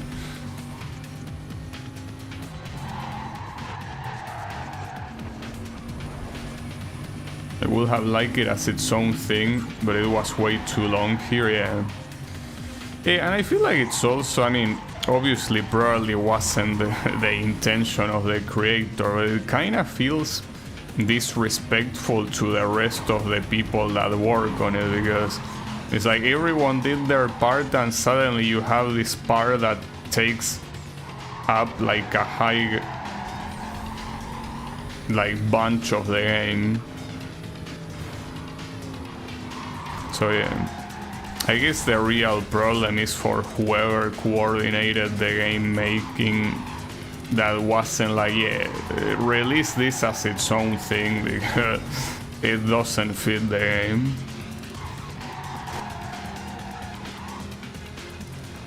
Modern Konami is focused on Metal Gear and outsourcing the rest. Well, in the case of the collection for the classic games, it's not a bad thing that they outsource it, because they outsource it to M2 that are very good at making the ports of classic games. So that's good. The problem is that I'm pretty sure M2 does not make new games, right? Which will mean that I'm not sure who will handle this new Castlevania game, you know?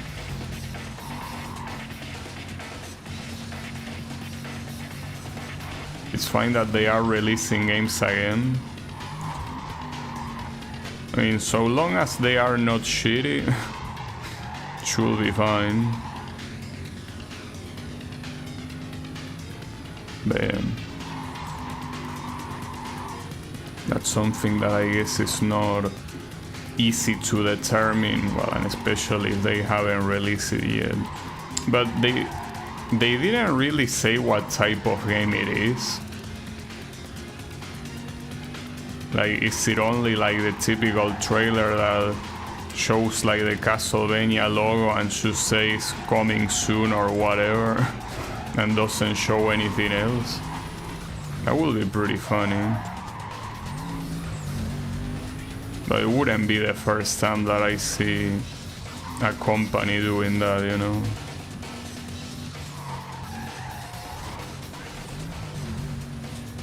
Also, you know that this race that I'm doing right now is a little bit dangerous, because it's a 3-lap race with every lap being 3 minutes, which means that losing this will be devastating. And you constantly have a car chasing you here, so I gotta be very careful. Like, I cannot afford to lose this one. They show the game, it's definitely a Metroidvania. They dropped the trailer on the... Oh, you dropped the trailer on the Discord server. It will be funny if Konami itself will like enter my Discord server and drop the trailer.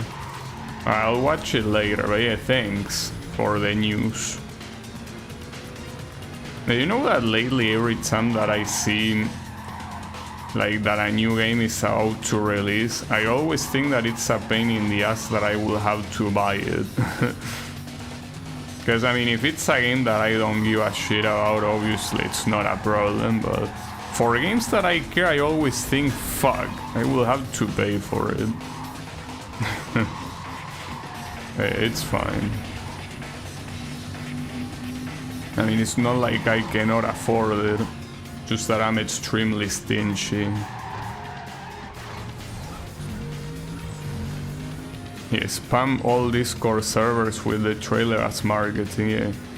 Surely that would be a good idea, and it wouldn't have the opposite effect. Also, I was wrong, these laps are not 3-minute laps, these are 4-minute laps. This is a 12-minute race. So you really, really don't want to lose this, no matter what. Unfortunately, there is still one more lap remaining. Though if this was the final lap, I would have been so close to losing, holy shit. But this is a problem. Like, if I lose this, I'm pretty sure I will be very salty. And what doesn't help is that this is a car that I don't like. It's the Mercedes AMG. I don't like the way they look. So that will be even twice the amount of salt. Though at least I guess that also means that I can take out the salt on the car, which is not that bad of an idea, honestly. I think that having to redo a 12 minutes event is a problem. It's fine. Just keep it cool.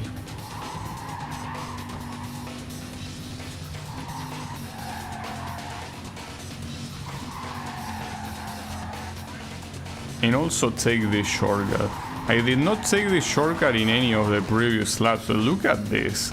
It's insane the amount of track that this shit cuts. I think that it doesn't really matter because the guy in second place will still reach you, but at the very least you have some margin. I don't even know what car the one in second place is. It's called Frederick. I mean, not the car, but the driver, of course. There was also a shortcut here, wasn't it? No? I guess I made that shortcut up. Yeah, right now it's pretty clear that it's only the second place that is a menace and not anyone else. Though he doesn't take shortcuts, so that's certainly an advantage I can take, but he's also extremely fast, at least compared to me, so I just gotta be ready. I'll be ready and be careful. Both at the same time.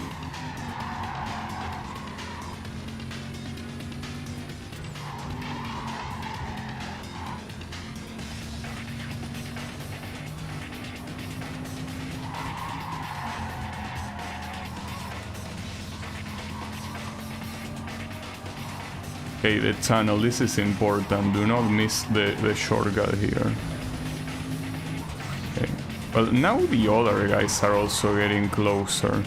Not like it matters, because at the end of the day, you only need one of them to overtake you for it to be a defeat, but... And I don't like that they are getting very close. The finish line is close, but these guys are also close. Damn, you are pretty close even, holy shit. Come on, give me some breathing space. And yeah, that's the finish line.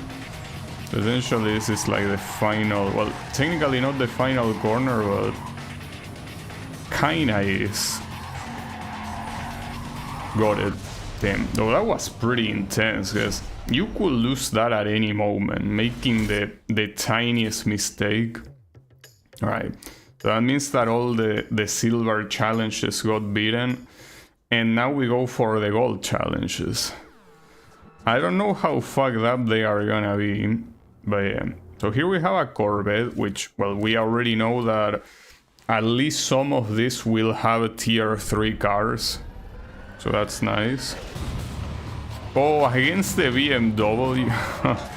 So this is supposed to be a role-playing session where I'm role-playing as Cross and that guy is role-playing as the protagonist. It's pretty funny. That's pretty cool, honestly.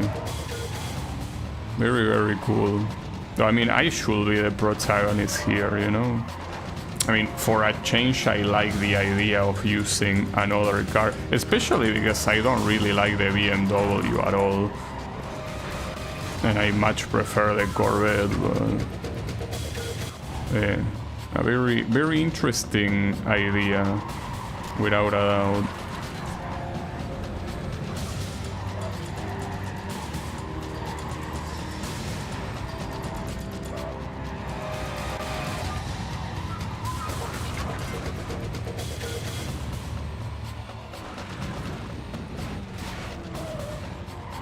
This definitely seems like it's the kind of race that you're not gonna win on the first round, but that's fine.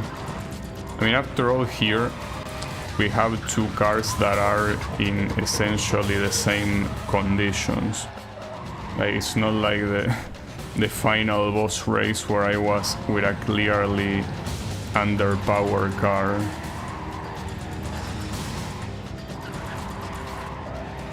Ooh, and I almost fell there. That's the thing, you know what, yesterday someone told me to use the Corvette to beat the final boss, but what would have been the point? Because if I had used a Corvette against the final boss, I would have beaten on the first try. Like, there would have been no challenge whatsoever. So why would I want to do that? You know, like, what's even the point? There is no point. I mean, especially if it's the final, because if it was like the third boss out of 20, yeah, sure, I guess in that case you want to deal with him the fastest way possible. I mean, it's the final boss, why would I want to beat him easily? It will be so boring, you know? I want to beat his ass on my terms. Yeah, I know he wants me to use the tier 3. That's what the game kinda intends you to do. I don't care what the game wants me to do, I care what I wanna do. And thankfully the game allows me to do what I wanna do. Because yeah, the game could have made the race impossible if you don't use a tier 3, but thankfully it doesn't do that. Well, and the good thing is that I retried that final boss race so much that I'm pretty sure I know this track by memory. I absolutely know this track by memory. Oh, that's a problem.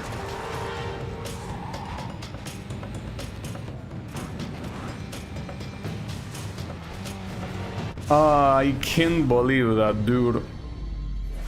I can't believe he actually overtook me.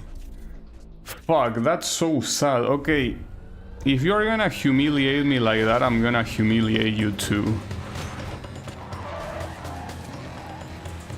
I'm gonna get your ass. No one pisses me off like that. Well, the problem is that if I do that, I will start restarting a lot more often if I want to beat him by overtaking. I don't give a shit though.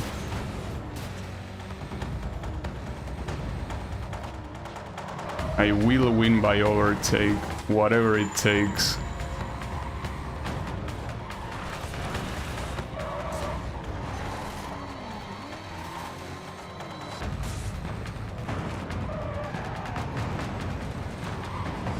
You piss me off? You shouldn't have pissed me off.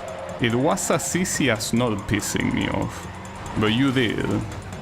So now you have to deal with the consequences.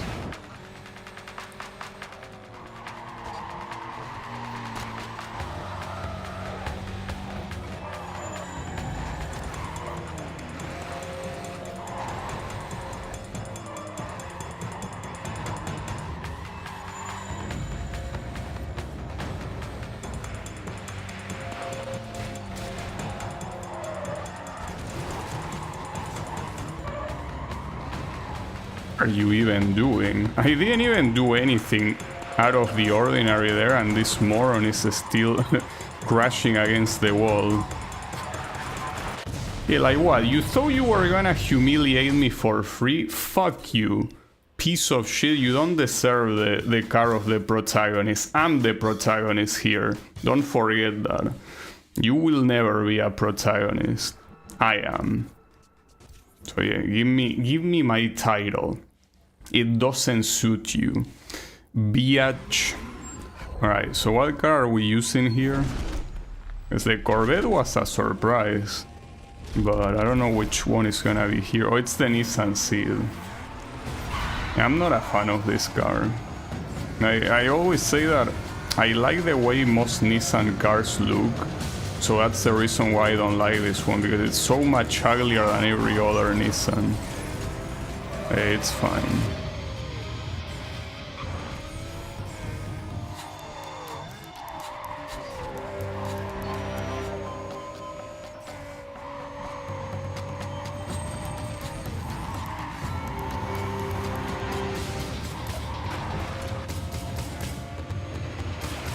Well, in fact, maybe it's because of the Fast and Furious movies, but I don't understand people's obsession with this car. Like, there are so many cars that I understand the obsession. Well, I guess the same reason Yeah, maybe it's the same reason why some people will wonder why are people obsessed with the Toyota Corolla AE86. Like, why do so many people get out that shitty ass car? Well, yeah, it's because of initially, pretty much. So yeah, I guess the same will apply to this one, but like this one is so, well, okay, the Hachiroku is also pretty ugly, but this one is supposed, like the Hachiroku is supposed to be a regular commute car that looks ugly. This one is meant to be like a premium sports car, and it looks fucking ugly. Well, obviously nowadays a Hachiroku is gonna cost a fortune, but back then it wasn't an expensive car. And this one, on the other hand, I'm pretty sure that was expensive since the day release. So I think that that's the difference. Like, this is meant to be a premium car despite being so fucking ugly. Oh, I got a carbon logo vinyl. Okay, cool. Yeah, sure, why not? I mean, I'm not gonna use it. Oh shit, the Porsche 911. You know that this is, well, actually it says it right there, it's a GT3. That's a racing category. So this is essentially an actual car that gets used in professional races. In the GT3 category. Which is a very, very common category. Like, a lot of these sport cars are used there. And yeah, this is the prime example. Probably one of the most popular Porsche cars, if not the most popular one. So the thing about Porsche is that they always have... It's something that I always say, but a lot of Porsche cars look extremely similar to each other, so... It could perhaps be another model that is more popular, but like they are all based on this 911, you know, like on the 911 idea, right? Like, this is the base, or well, maybe the base is another more specific model, but the point is that they all follow this shape.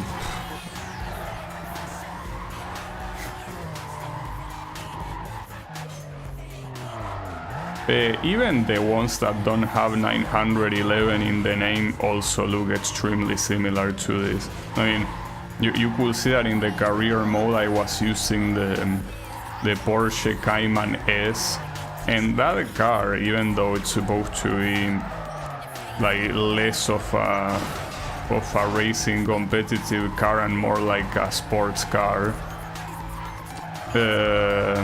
it still looks very similar in shape, you know. So Porsche usually makes cars shaped like this.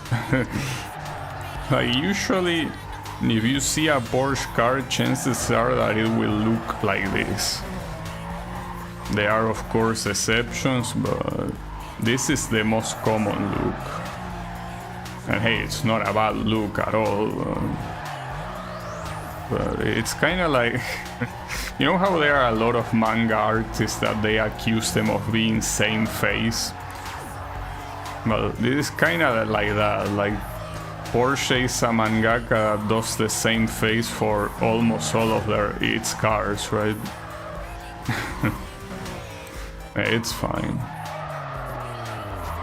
You know that there is also another thing that I heard about Porsche.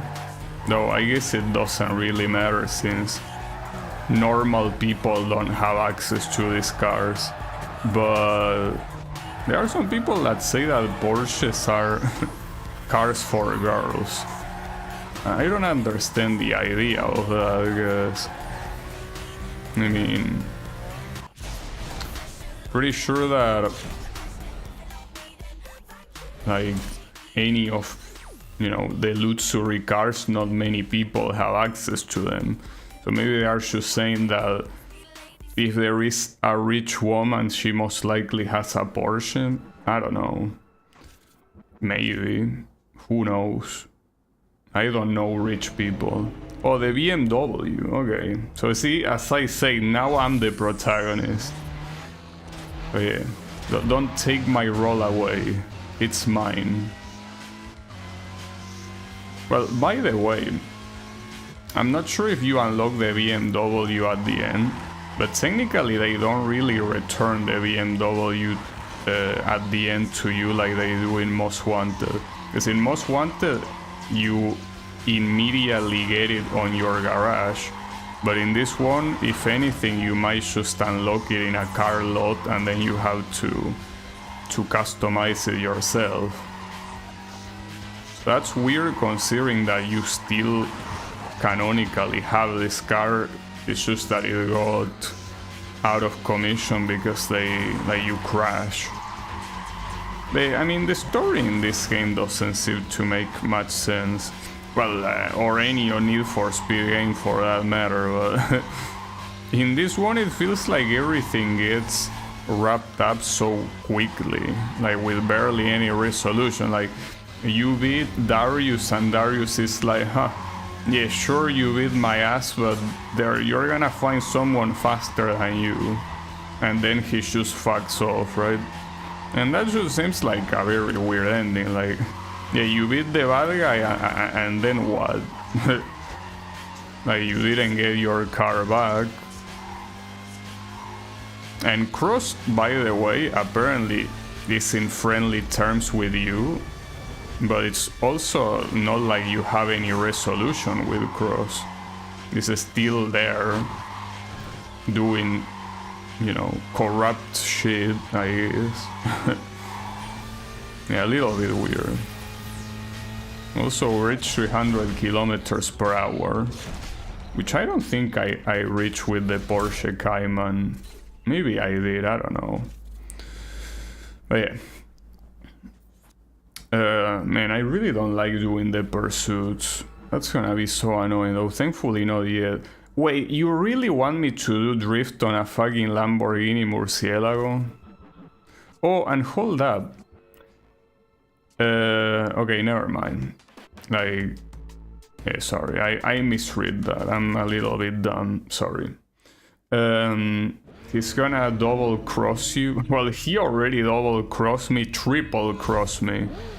He's essentially a corrupt police officer that at first he simply hated me because I guess I was new in town. Then I was the only blacklisted guy that escaped, so he was salty that he couldn't catch them all. And then once he caught me here, like I, you know, got allowed to escape thanks to Darius. But then after he was, you know, like Darius supposedly got my ass, Cross let me go. But he's a very weird character. He's pretty cool, that's for sure. Very, very weirdly written. But yeah, then again, the writing in a game like this, you cannot expect it to be like, you know, like Oscar worthy. Though the acting of Cross actor is definitely very good. I also like that Darius called him Crocs, and he's like, no, it's Cross. I don't even know why Cross even respects Darius. I guess because of money. Because I mean, after all, at the end of the day, yes, Cross is meant to be a cop, but he's a corrupt cop. So, pretty sure that he's not really interested in the common good, but simply on lining up his pockets, right? Also, I'm gonna lose here, because I'm pretty sure that the record is 250,000, right? Or is it? No, you can win even without that, but I think that... So I guess I didn't misread. Like, you have an unlock if you reach 250,000, but what is it? Like... No, it said 150,000. Okay, never mind. I guess I misread. Oh shit, the R34. Unfortunately, on a 12-minute pursuit, fuck. Well, at least you're using a good car, but man, 12 minutes, dude. It's like you want me to hate pursuits, and I already do. It's like this mission is not necessary to make me hate pursuit. Well, not to mention it's in hit level 5. Nice, so you're basically gonna be driving against a shit ton of Corvettes with constant spike strips. This is gonna be easily the hardest challenge in the game. Like, make no mistake. To the point that if I don't beat it on the first try, I think I'll leave it for last because this is very clearly the hardest challenge in the game. At the same time, the one that will ask me to take down police officers, if it also happens on hit level 5, will also be pretty hard to do. Because taking down a Corvette is not easy. They have way too much resistance. Also, the problem is that the customization of this R34 kinda sucks. Like, that rear bumper looks like shit on this car. At least they respected the front a little bit more, but yeah, that bumper looks ugly as shit. Wow, that's... I got completely busted. Okay. I will leave this event for last, because that's clearly gonna be a problem. So here you gotta disable them 30 police vehicles. If this is also hit level 5, as I say, it's probably gonna be just as hard. Not to mention with this shitty ass car, but it's hit level 4 at least, so... Though these are still Corvettes, so in this game the Corvette police officers appear even in hit level 4. That's a little bit fucked up. Especially if you're gonna make me use this car. That is certainly quite messed up. Well, here it will basically be a matter of using every single obstacle in existence to kill these guys. This will take a long time. In fact, I'm not sure which one will take longer. If this event or the one about surviving 12 minutes. I feel like this one will probably take around that time. Well, and also don't forget here that we also have the spike strip, so on top of taking a long time, you could also lose at any time. So that will be a problem, but it's fine. I just wish these things actually... Well, I did actually take down a bunch of them, but I wish they activated faster.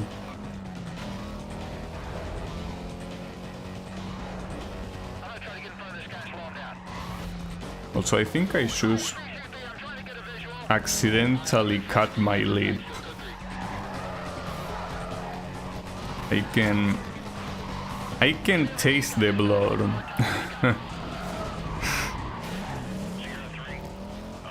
Honestly, blood doesn't taste very nice. Would be nice if it did, but no. It honestly tastes... Well, I was gonna say it tastes like shit. It doesn't really taste like shit, because... I mean, I don't know how shit tastes, but... judging by the smell, it's certainly not like that.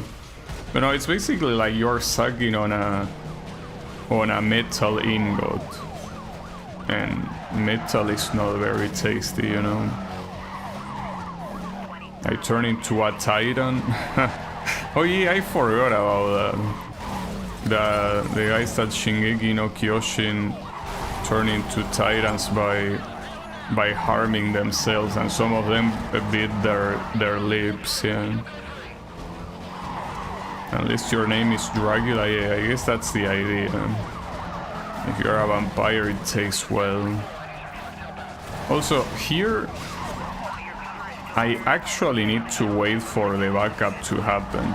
Because if the backup doesn't happen, there is no way I can get to 30 in a reasonable amount of time. So here, unfortunately, I kind of have to... that's a very good maneuver. I got busted. Fuck. I probably shouldn't retry this one either. I probably should do all of the other ones, and then these events are gonna be a piece of shit. To the point that it doesn't make me want to beat them at all. Like, to the point I just don't want to do them. Well, and you are not really making me want to do them if you do that shit. Alright, I'm gonna leave those two shits for the end, but the most likely scenario is that I'm not gonna bother beating them. Like, I really hate pursuits, like, I really do. Like, I cannot stress how much I absolutely hate pursuits, so... yeah, no thank you. But since there's most likely gonna be enough time, I will have to at least try. But don't be surprised if I don't finish them and I don't even try later, guys. Pursuits just suck that many balls. I just wish that there were more Need for Speed games that completely ditch police, completely. Like, there are so many games that just have police no matter what, and I just feel like it's so lame. I know that by the time that Most Wanted release is like police became a staple of the series, I just wish it wasn't the case. Because I don't mind the whole thing about street racing, like I didn't mind underground after all, but having to deal with the police, I feel like it's so annoying. I mean, I already hate the police itself, like outside of games. But having to deal with the police in a game is even worse. Not to mention that this is not Grand Theft Auto where, you know, you can actually kill the police. Here you cannot. I mean, you can take them down, but... Pro Street doesn't have police. I really like that one. Them, really. That's amazing news. Because Pro Street is the next game in the series. Damn. Now I'm really looking forward to it. I hope that it doesn't fuck up in other ways, at least. But hey, if it doesn't have police, it's already a big plus for me.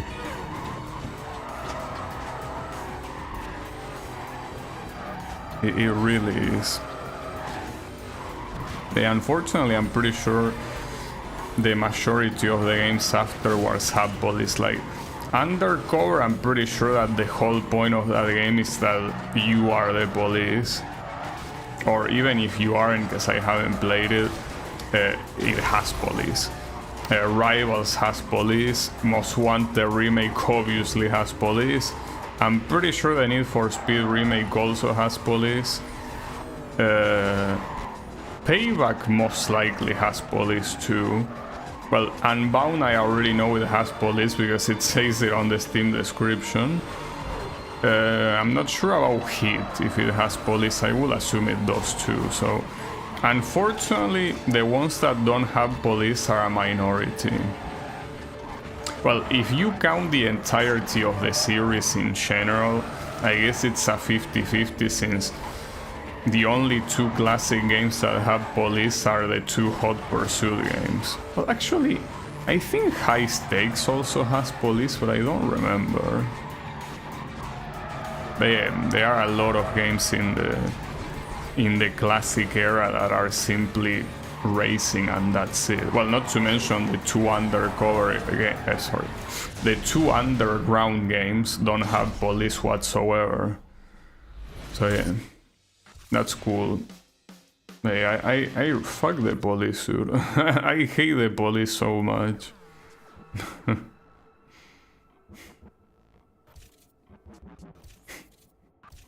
I find it pretty funny that there was that movement some years ago called All Cops Are Bastards. I don't like generalizing, but I really hate cops. I mean, I really hate authority. What the fuck? Okay. Yeah, that guy hates authority too. He was pretty excited to show his hatred for authority. Man, I really hate the police. I mean, when you're South American, it's very hard to like the police, you know? Because in the USA, I don't know how shit works. I think, well, I do know that the police in the USA is way more violent than here. But here, the problem is not that they are violent, the problem is that they are the most corrupted piece of shit possible. Like, in some areas, the police are essentially criminals with uniform. Like, the criminals themselves, or rather the family of criminals, when one of their family members gets like captured or whatever, a lot of them enter the force simply to bail them out, or to at least have a bigger connection to allow them to keep doing crime. And not to mention the ones that even if they don't really have any, you know, family connection with criminals, they accept money. So you are allowed to do anything as long as you pay them. So how could I not hate them? I guess you could essentially say that the police in the Americas in general is fucking shit. For different reasons, but at the end of the day, they are all pretty shit. And you know, it's interesting that a lot of people say that, because, I mean, technically it's true that if there was no police, that this will turn into the law of the jungle, right? Like, whoever is the strongest is the one that dominates, that dictates the laws, right? But at the same time, the thing is that the police here, if you're relying on them to protect you, they don't really do a good show at that. In fact, sometimes you should probably be more scared of the police than you know, than you should, right? I mean, theoretically, a police officer, like, when you see a police officer, you should feel safe. Well, it's kind of the opposite here. See a police officer and you don't really want to deal with them. You can say like good morning or whatever, sure, but that's as far as you want the interaction to go.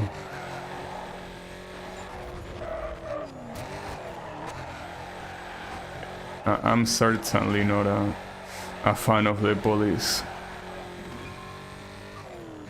I mean, I like the concept of the police, but the practical implementation unfortunately kinda sucks in some places like here.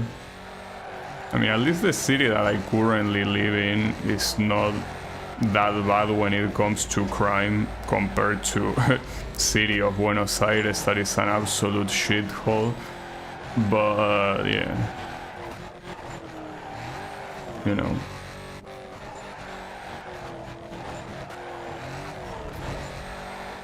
it is what it is.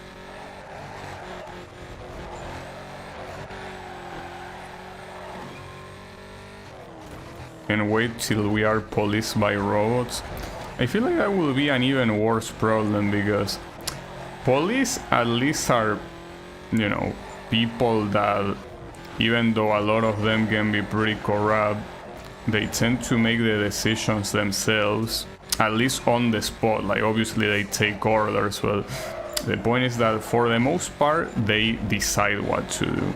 When you get robots, it's probably gonna be a politician, the one that will be directly in charge of making the, you know, in the moment decisions.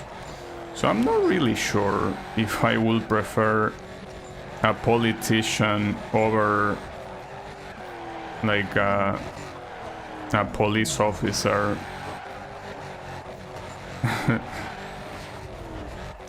Like, I think that as much as I don't like the police, I think I hate politicians even more.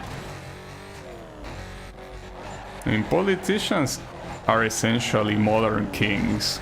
The royalty never left, just changed name. So how could I not hate them? Well, and even worse, you know, with the scandal of that happened in USA with all these files that came out, and you realize that the people are up there are just laughing at how miserable everyone else is, but they are essentially untouchable kings. Just very annoying, you know? But yeah, it's whatever. I mean, the more you think about it, the worse it gets. So it's one of those things that it's better to not think about it. Because if you think too much about it, you're gonna ruin your life. So it's one of those things that unfortunately, yeah, you wanna think about it as little as possible. At the same time, of course, that mentality is the one that allows them to get away with all this shit, but I mean, it's either that or giving away your life for a greater cause, and I don't think people want to do that. I mean, I don't want to do that. So yeah, doesn't seem like a good idea. I mean, that reminds me, speaking of people that, well, give away their life, at least for what they perceive to be a greater cause. I remember there was a guy that I don't remember exactly what the reason. I think it was because of the Middle East conflict, that he basically light himself on fire in front of an embassy or something like that. And what did that do? Nothing. I mean, it's a protest. It's not like it has to have an immediate effect, but essentially that guy gave away his life for what he perceived as the greater good, and unfortunately it did not achieve anything. So in situations like that, it feels a little bit hopeless to try to you know, to become a hero in a way, because you're just gonna lose your life for nothing. So it's a complex situation, which is the reason why I say that it's better to not think about it. It's a vicious cycle, because not thinking about it makes it happen more, and the more it happens, the less you want to think about it, and it just keeps, you know, feeding itself in that negative spiral. But honestly, if you want to live a good life, you don't have any other option. So it's a shitty situation, but I at least don't see a solution. Also, wait, what's this? This is not a... Oh, I think I understand what this is. You know, this is supposed to be a race war event like the other ones, but you are using a slow car. That's the reason why you start on the front, because you will have to block absolutely everyone. Damn, that's fucked up. Though, how shitty is this car, guys? I mean, doesn't really seem to have any trouble reaching 200 kilometers per hour. I mean, it's certainly not as good as the opponents, I guess, but it certainly doesn't behave like a tier 1. So, yeah, it can reach 300 at full speed, so I don't think it's as bad as the game thinks it is. But I cannot say anything until we are deeper into the race. The car is a block here, pretty much. A block of pure speed. It's very interesting that it made you start at the very beginning.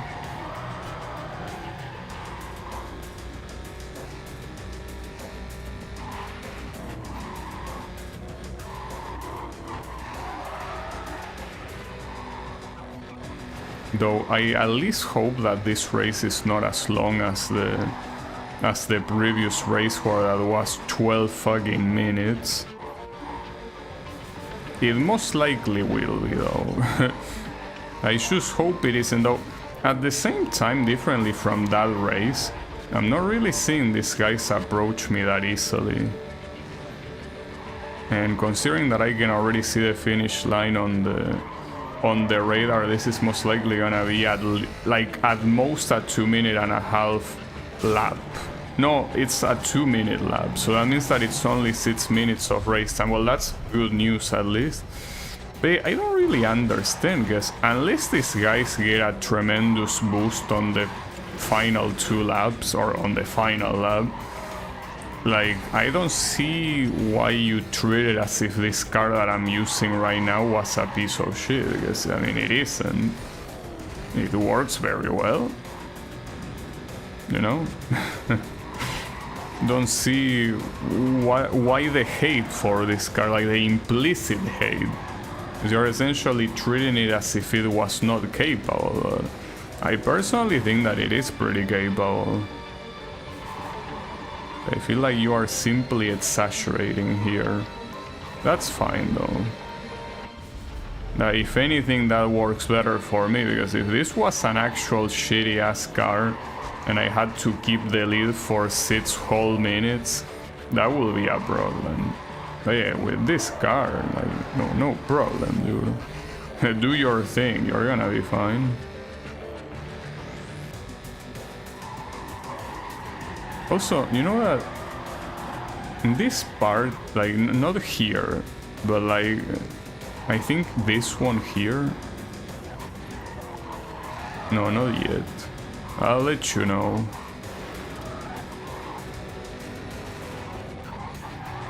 I mean, not like it matters for what I'm about to say, but you know, I think, yeah, no, not this part either. Fuck, I don't remember what part it was.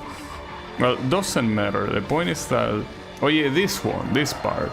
This part makes me want to play Ridge Racer 5. Because there was one track that had a section like that looked very similar to that. And Ridge Racer 5 is such a good game. I mean, it's not my favorite, but honestly, it just appeals to me. I have to see if they fixed the problem with the glitched textures or not on the PS2 emulator. And unfortunately, Ridge Racer 5 doesn't have any other version that you can play, unlike the Need for Speed games that are multi-platform. Ridge Racer 5 only got released on PS2, well, and technically it has an arcade version that, yeah, no emulator runs. You can pretty much consider it lost media. Well, I'm pretty sure it's not lost media by definition, because you probably can obtain the ROM in one way or another, but yeah. You get the ROM and then you gotta proceed to shove it up your ass. There's no emulator that runs it, I'm pretty sure. Also, I just realized there were a pair of shoes hanging from a wire. So does that mean that they sell drugs here? Yeah. I was not expecting something like that to be in a game like this. I mean, theoretically there is nothing explicit about it. It's an implication that there are drug dealers here.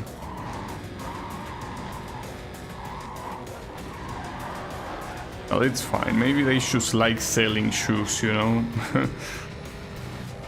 Maybe they are just selling shoes and that's the end of that, yeah, no need to worry, okay? It's just an innocent decoration, clearly.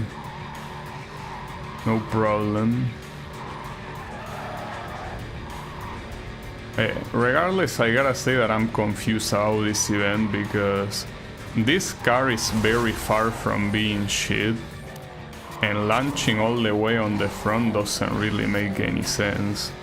I mean, the whole point of this of Race War is that you overtake all 19 cars one by one, but I mean, here you don't even need to do that. Alright, well, I'll take, I mean, especially considering that if I want to beat the 2 remaining events that are the police chases, I need a lot of time. But yeah, okay, let me repeat what I said.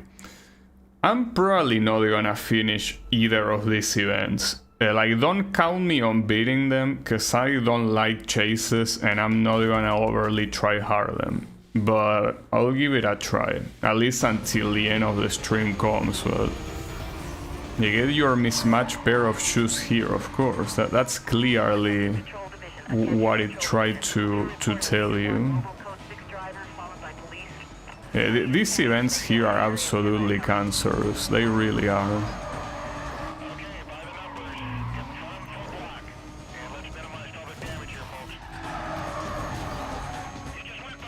Damn, two guys got fucked somehow.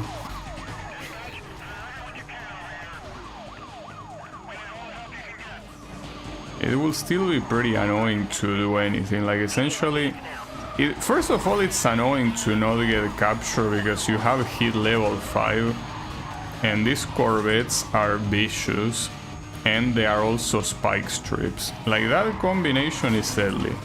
But even if that wasn't the case, you also have the chance that if you are very good at running away, like, the police is gonna fall behind and you will have to specifically slow down so the chase doesn't end, because the idea of the chase is that it goes to 12 minutes and 12 minutes is a lot.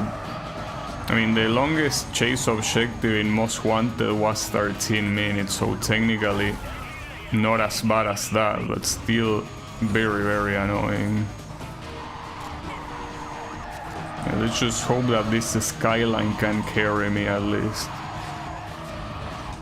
But I also have to pay exclusive attention to the radar to see if there's any roadblocks incoming, because you cannot afford to hit a spike strip. Well, there is a roadblock here. Yeah, and it's the roadblock of the asshole variant. Very messed up. Damn, to think that I went through all of that and there's still 10 fucking minutes remaining, dude. Okay, another roadblock, at least one without spike strips.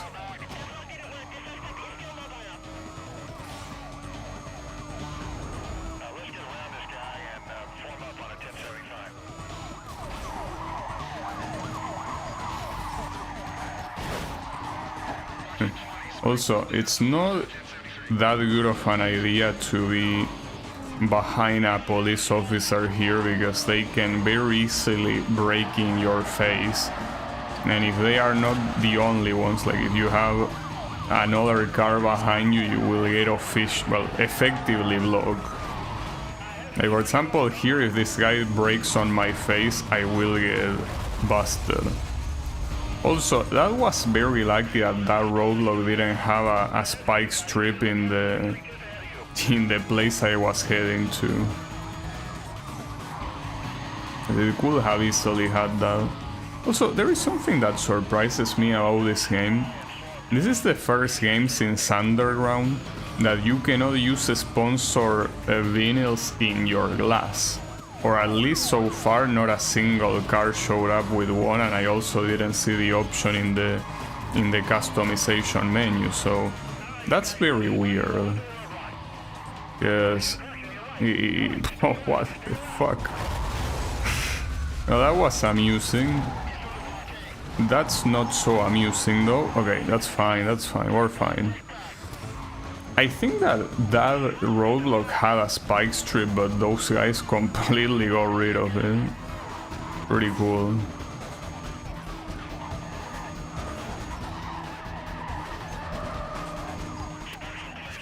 Yeah, another one. No, fuck that shit.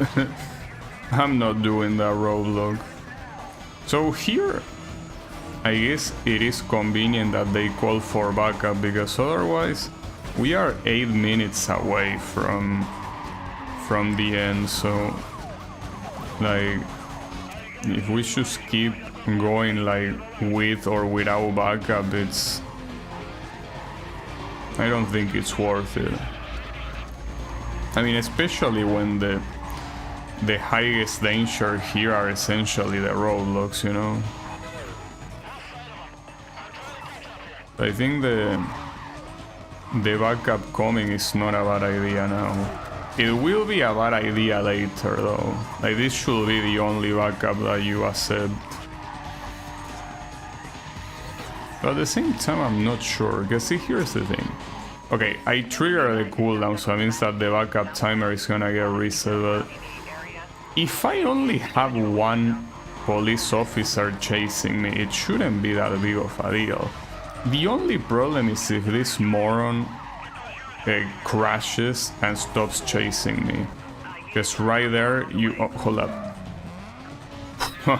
I had to brake because I had no clue what to expect there. I'm thankful that it was a very simple roadblock. It could have not been if it wanted.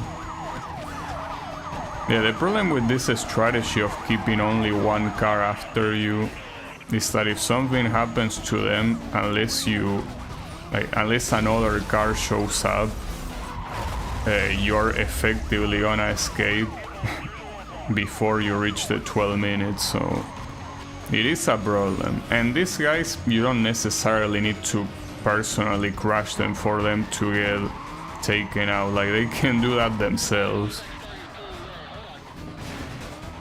Alright, let's try resetting, and they are fast. Like here they didn't really let me reset the timer. The problem is that if they call for backup now, it's gonna be a lot. Okay, that's fine, just keep going, keep going, keep going, keep going. I reset the timer easily, no problem. Yeah, I'm here, you fucking moron. Wait, what the fuck? For some reason I tried to go in reverse and it didn't. Damn, I'm glad that I didn't get captured there, because that would have been ultra sad. But another good thing of only having one police officer chasing you is that the chances of getting busted are obviously lower. Oh, that guy got stuck, hold up.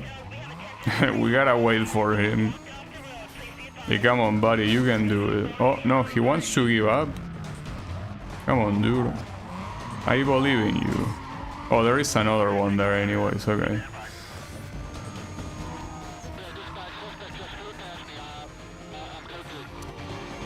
Oh, and now another one joins. I guess we have a chase for a while even without the backup call. I mean, these are essentially backup, it's just that they are not considered backup by the game itself. They are essentially, by definition, backup.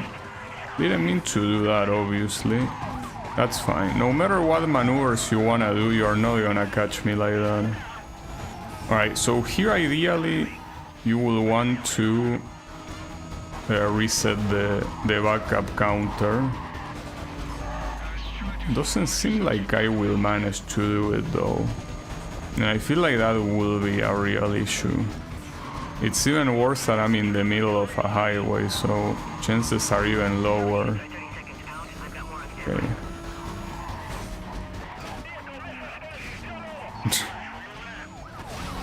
Yeah, I shouldn't have done that. Well, okay, they are gonna call for backup, so this is gonna suck, but it's fine. So how many more are they adding to the chase? Well, probably enough to be a brawl. Well, yeah. We can already see this place becoming quite populated. Well, at least there are still 4 minutes remaining, so at the end of the day, it's not like I need to escape right away, so there is still time to lose a lot of these guys, and it shouldn't be a problem, but yeah. I mean, the only problem is that it, as I say before, it kinda increases your chances of getting captured. Right, you want this dinosaur? Well, I got one of them. Yeah, I saw that super late because of the fucking forced cutscene, god damn it. It's okay, I'm fine, I'm fine. 3 minutes remaining. Another roadblock. At least one of the easy ones. That's a cool effect. Even if it slowed down for no reason, it still looked cool. And also be careful of traffic, like there was already one instance that I got busted because a traffic car actually blocked my front. So yeah, do not just pay attention to the police officers that are after you. Pay attention to whatever traffic is gonna be in front of you. And you just have to pay a lot of attention no matter what, that's the issue, you know?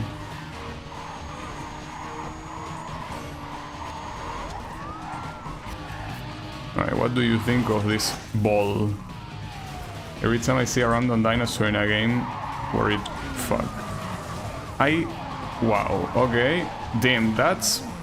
Poof. Alright, that was weird. That's because of the cutscene, most likely. Like, every time that a cutscene happens to avoid bullshit, the game most likely gives you God mode. And it's actually what it looked right there.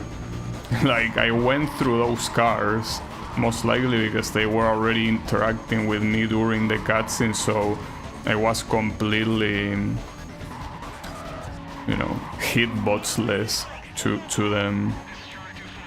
It looked like I was cheating, that's how it looked like. But no, don't worry, I'm not cheating. Though I wouldn't...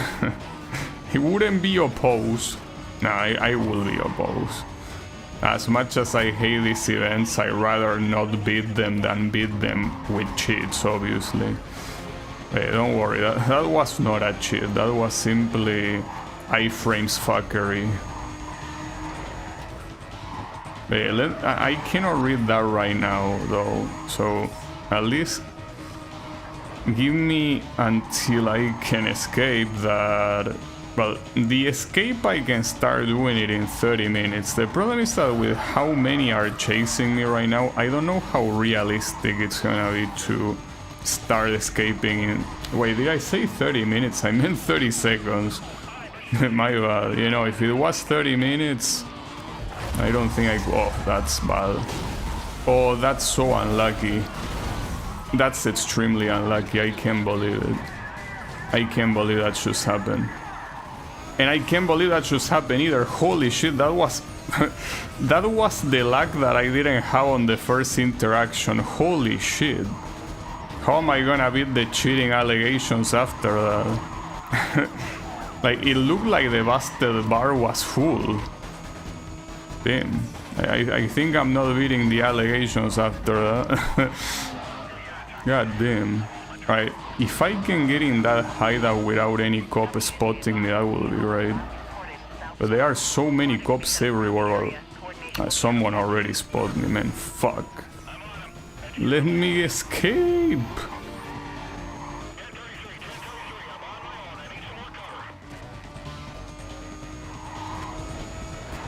Yeah, but there are cops. Ah, fuck, that's bad. Okay, that's fine. There is another... But how am I gonna escape when there are so many cops fucking everywhere? Like, how am I gonna pull that off? Right, how about you eat some chicken or whatever that is? I think it's supposed to be chicken. It's supposed to be royalty-free KFC. If they didn't have the sponsor like they had the Burger King one. Alright, there is a hideout right there. Please do not spawn any asshole. That should be it. That should be it, assuming one of these assholes doesn't appear like that and actually knows that I'm here. Please. There you go. Nice. See, it's all because of the skyline and the cheats, of course. Who could forget the cheats? Now, but that shit, like, there were two very suspicious situations. Like, the one without hitbox and the one where the bar was pretty much full and I somehow still managed to escape. So the final event is basically destroying 30 police cars. It's probably gonna be harder simply because here you need to resort to violence. You cannot try to play with as little interaction as possible. And not to mention that even if this is hit level 4, for some reason the Corvettes start showing at the beginning. Also, wait, what did Wasabi say? You think of cruising? Oh yeah. Yeah, I mean, it's pretty hard to forget about the Triceratops from cruising. Yeah, I'm gonna read chat now, Dim. Getting impatient? Yes, I did. Don't worry about it. But yes, I also remember the Triceratops. I mean, though the worst part is that the Triceratops is not even the most bizarre option in that game. Like, you have a fucking hammer shark as an option, you know? So yeah, can you believe that in a game where you can choose a Triceratops as a car, it's not the most bizarre option? It's quite crazy, but it is the case. Read this. Read this. And I just grab my crotch. Well, no, I really didn't, because I'm holding the controller with 2 hands, but imagine I did. I did a Michael Jackson, you know? Yeah. Right, so, oh man, but that unfortunately that donut wasn't close enough to trigger. Also, there is another reason why this challenge is potentially harder than the previous one. Is because you're actually using a very shitty car here. So, unfortunately, yeah, in situation... Okay, right here you can see clearly what I told you before. If there is a cutscene, it triggers iframes. And if there's any car already next to you, it's essentially gonna make them go through you. So yes, it looks like cheats, but it's actually the way iframes work in the game. Oh, that's... okay. No, that's not okay. Okay, fine. Thankfully I had enough speed there.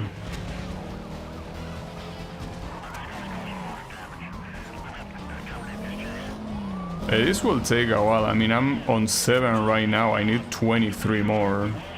Not to mention that when these guys eventually stop trying to chase you, you will need to wait for the backup to arrive, because otherwise you won't have anyone to actually hit. Which obviously fucking sucks, needless to say. Oh, that's 6 in a row. Holy fuck. But yeah, that's also a problem, because now I am completely free. Okay, well, not completely free, but what's for sure here is that you want to wait for the backup. So these police officers are fucking idiots. Man. Even though the AI of the racing opponents is better than Most Wanted, the police AI is basically as shitty as it was in Most Wanted. It's just that in the career mode you didn't really get the chance to see it because there were barely any long chases, you know. Here that you have these annoying ass objectives, you can tell how much they fucking suck. Alright. So can I stay here? Well, no. But yeah, at least I have this guy to actually follow me now. Yeah, unfortunately here, as much as you will want to take these guys out, that will only make things longer because,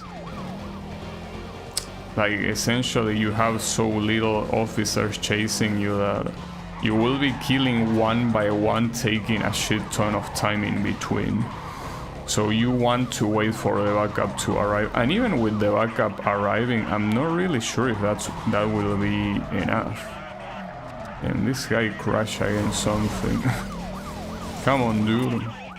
Where is your enthusiasm? Yeah, I'm not falling for that, dude. Oh, he got taken down by the car that was chasing me, I think.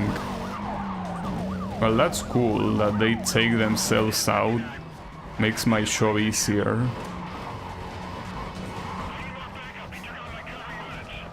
Yeah, for example, there, you don't want to trigger that trap because that will most likely kill this guy. And that will be bad. Come on. Oh, you know I'm here. He's struggling. At least the evade meter is not going up, but... Okay, he's after me now. Alright, only 20 seconds for the backup to arrive, so no worries.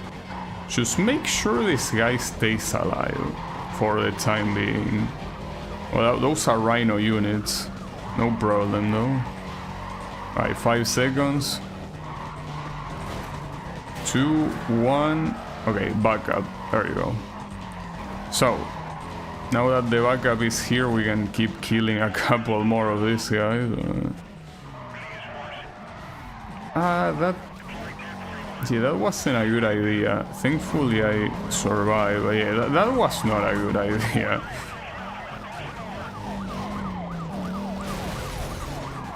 Damn it, man, I hate these obstacles that are so out of the way that they are legitimately hard to hit. Oh, not like this. Well, at least I took someone out like that. Oh, and I have another chance at this one, okay. Well, how you guys... Oh, but there is a roadblock right ahead and I cannot see it. I hope the iframe saved me. Okay, the iframes... No, that was so bullshit, dude. That was extremely bullshit and there was no way to avoid it. I got the roadblock, like the spike strip, but I got the spike strip during the cutscene. This shouldn't have counted. You give me the iframes for all those situations, but not for this. Are you dumb? God damn it, dude. Why will you do that? And then a Rhino unit to make things worse. I'm completely busted. This is the last attempt I'm gonna do. If I don't get it, I don't care. I'm not gonna bother. This is the very last attempt. I'm not doing more.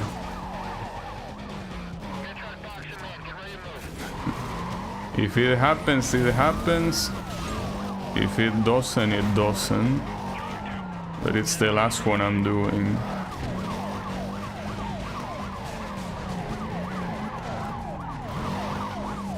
Okay.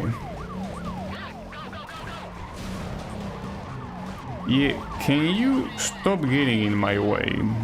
Will be nice. I got 4, I think. No, 3. Well, not bad either way. I guess here I'm not gonna try to wait for the backup to come, but the issue with that is that without the backup you don't really get too many opponents. I guess at that point you have to rely on roadblocks. And roadblocks, considering that the cars stay still, you have a chance to actually take them down that way, but I don't think it works that way, like that well. At least not with a car like this one. If it was a faster car, maybe. But yeah, another problem is that on hit level 4, the guys that make up the roadblocks are usually Rhino units, so you're not gonna take them down easily. Alright, let's see how many this takes down. Well, if you're gonna take that long to fall, well, it took down a couple though. We got to 10 seconds, 10 down.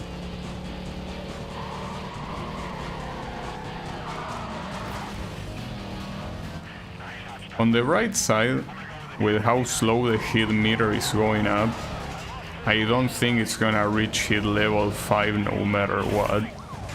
So that's good. What the hell? That went through... that went through the floor. Damn. Alright. That's pretty cool. Well, it's a shame because I wasted one of those things and at the same time I didn't get anyone. So, nice. And the problem is that there doesn't seem to be... Well, okay, there is one... Okay, two there. Relatively nearby.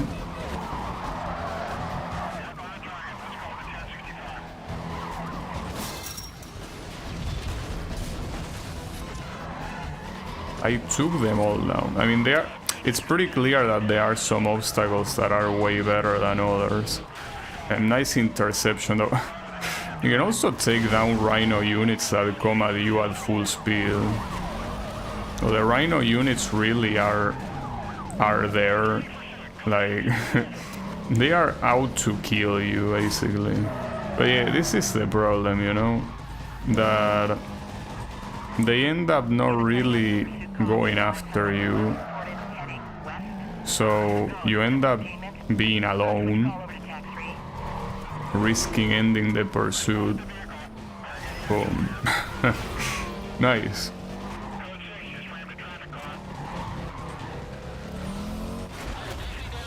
I hope that counts as a down. No, it didn't. Let's see, for example, okay, now I have one of these guys chasing me, but, well, not anymore, I guess. Kaboom. Oh, that wasn't enough. I have 17. It's not a bad amount, but the problem is that right now it's gonna be like this. It's gonna be 1 and 1. Oh shit, another Rhino. Yeah, you can have surprises like that, but it's just... Well, I guess it's fine.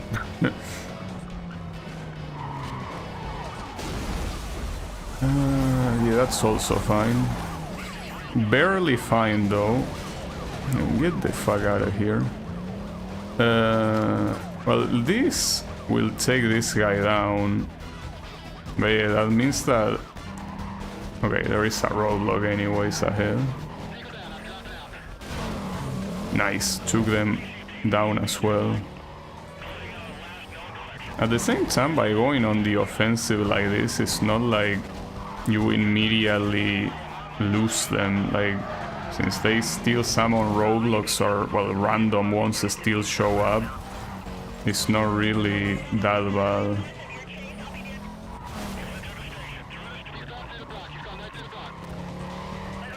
I still think I will prefer losing the backup here, because at least it will be a safer way of doing it.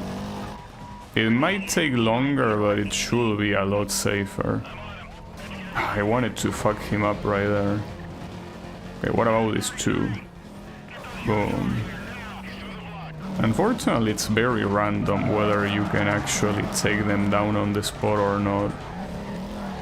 I didn't want to go here, I wanted to go to the roadblock again, see if I could fuck them up another time.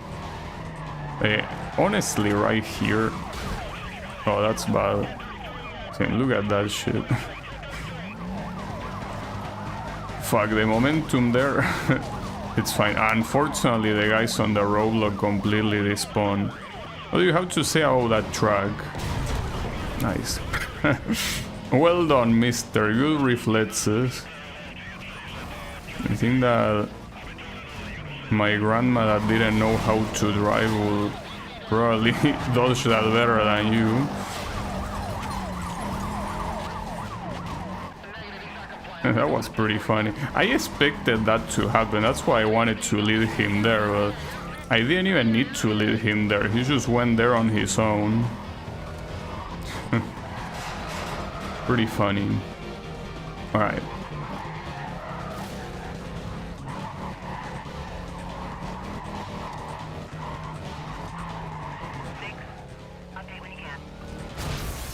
Wait, those are Rhino units as well, right? Yes, I just went through them, in fact. They are indeed Rhino units.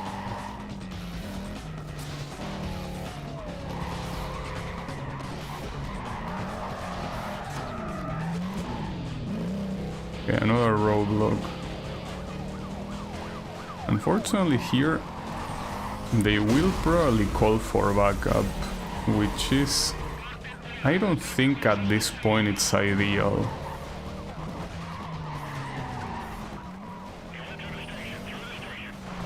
That's not... Yeah, when I casually phase through solid matter because I'm bored, I know. I just wish I could casually phase through these assholes right now. More Rhino units. It's fine. Dodge. Unfortunately, they will call for backup.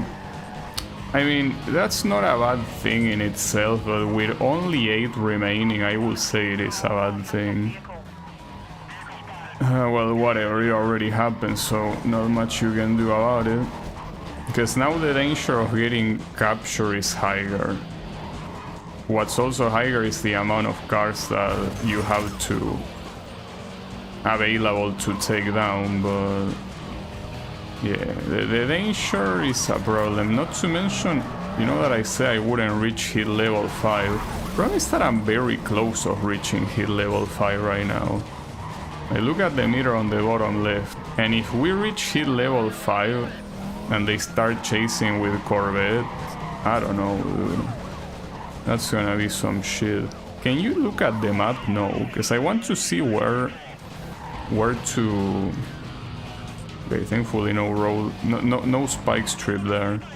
I want to see where there are those obstacles that can actually make me kill these guys, but I don't see any nearby, and that's essentially your bet. Okay, there is one somewhere around there. Well, 2. Yeah, I already came here. I don't know if they respawn or I never hit them. Probably I never hit them. Shame that that one is exactly on the... Wow, nice formation. Didn't work, asshole. But nice try. Very good try.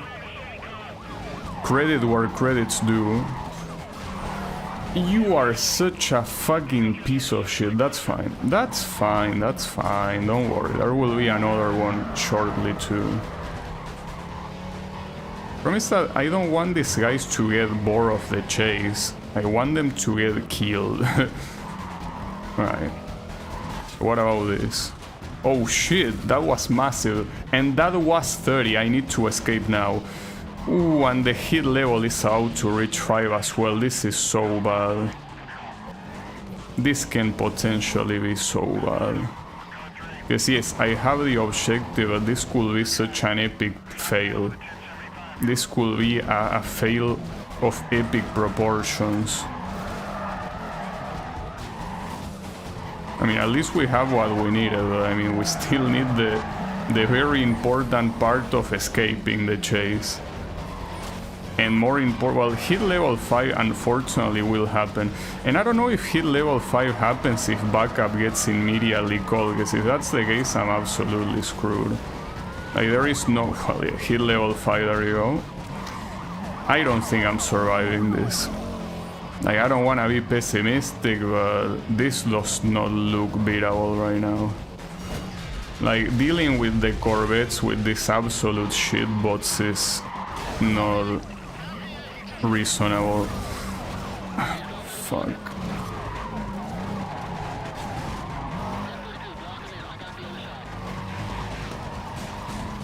Okay. Yeah, that's the issue. Any altercation with the Corvettes is gonna be bad. It's gonna be a disadvantage, obviously. Like, this is not a good car, the one that I'm driving, and the Corvettes are absolutely vicious. Like, this is not the Skyline that I used in the previous event. You can bet on that.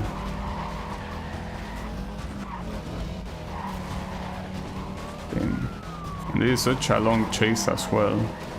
This could go anyway. Like, I don't know what's gonna happen. Well, what I know is that regardless of what happens, as I already said before, this is my final attempt. Doesn't matter how close I am right now, this will be it.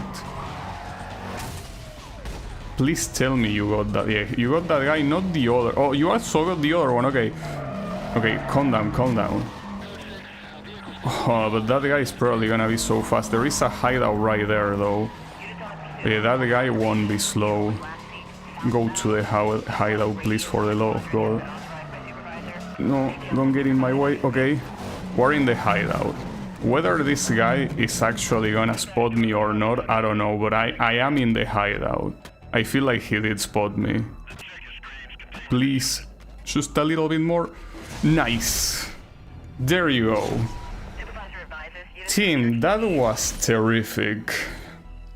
But yes, we unlock we beat every single one of the challenges. Holy shit. You sure you are not cheating at this game? Am I? I don't know. Sometimes it's hard to tell. But yeah, that happened. So good shit. These are all of the challenges fully completed at the right time and everything, you know? Like, it was timed perfectly. So hey, I guess that's it. I mean, the game already autosave, but is there a way to save outside? No, I think that outside of the career mode you cannot save. But I mean, you already saw it auto-saving, so I don't have any need to do it. In any case, I guess that will be it for me for this game. Yeah, we got still 200. Yeah, 200. I think 100 is very little. I think it was 200. But yeah, that will be it for me for this game. I think that with this I can say that so far it is probably my favorite Need for Speed, probably. Because after seeing this and analyzing it a little bit more, I think that I do prefer it more than Most Wanted, and I think I prefer it more than my previous favorite, which is Porsche Unleashed. But yeah, the only one I still don't know if I prefer it over is Rivals. Like, we are still far from that game, but whenever that game happens, I will be able to see if it's still my favorite or not. But yeah, the next game in the series is Need for Speed Pro Street. So I'll play the Xbox 360 version of that game as well, and not on the next stream, but I will play it eventually, without a doubt. In any case, thanks everyone a lot for watching, and I'll be seeing you on the next stream, so have a good one and take care.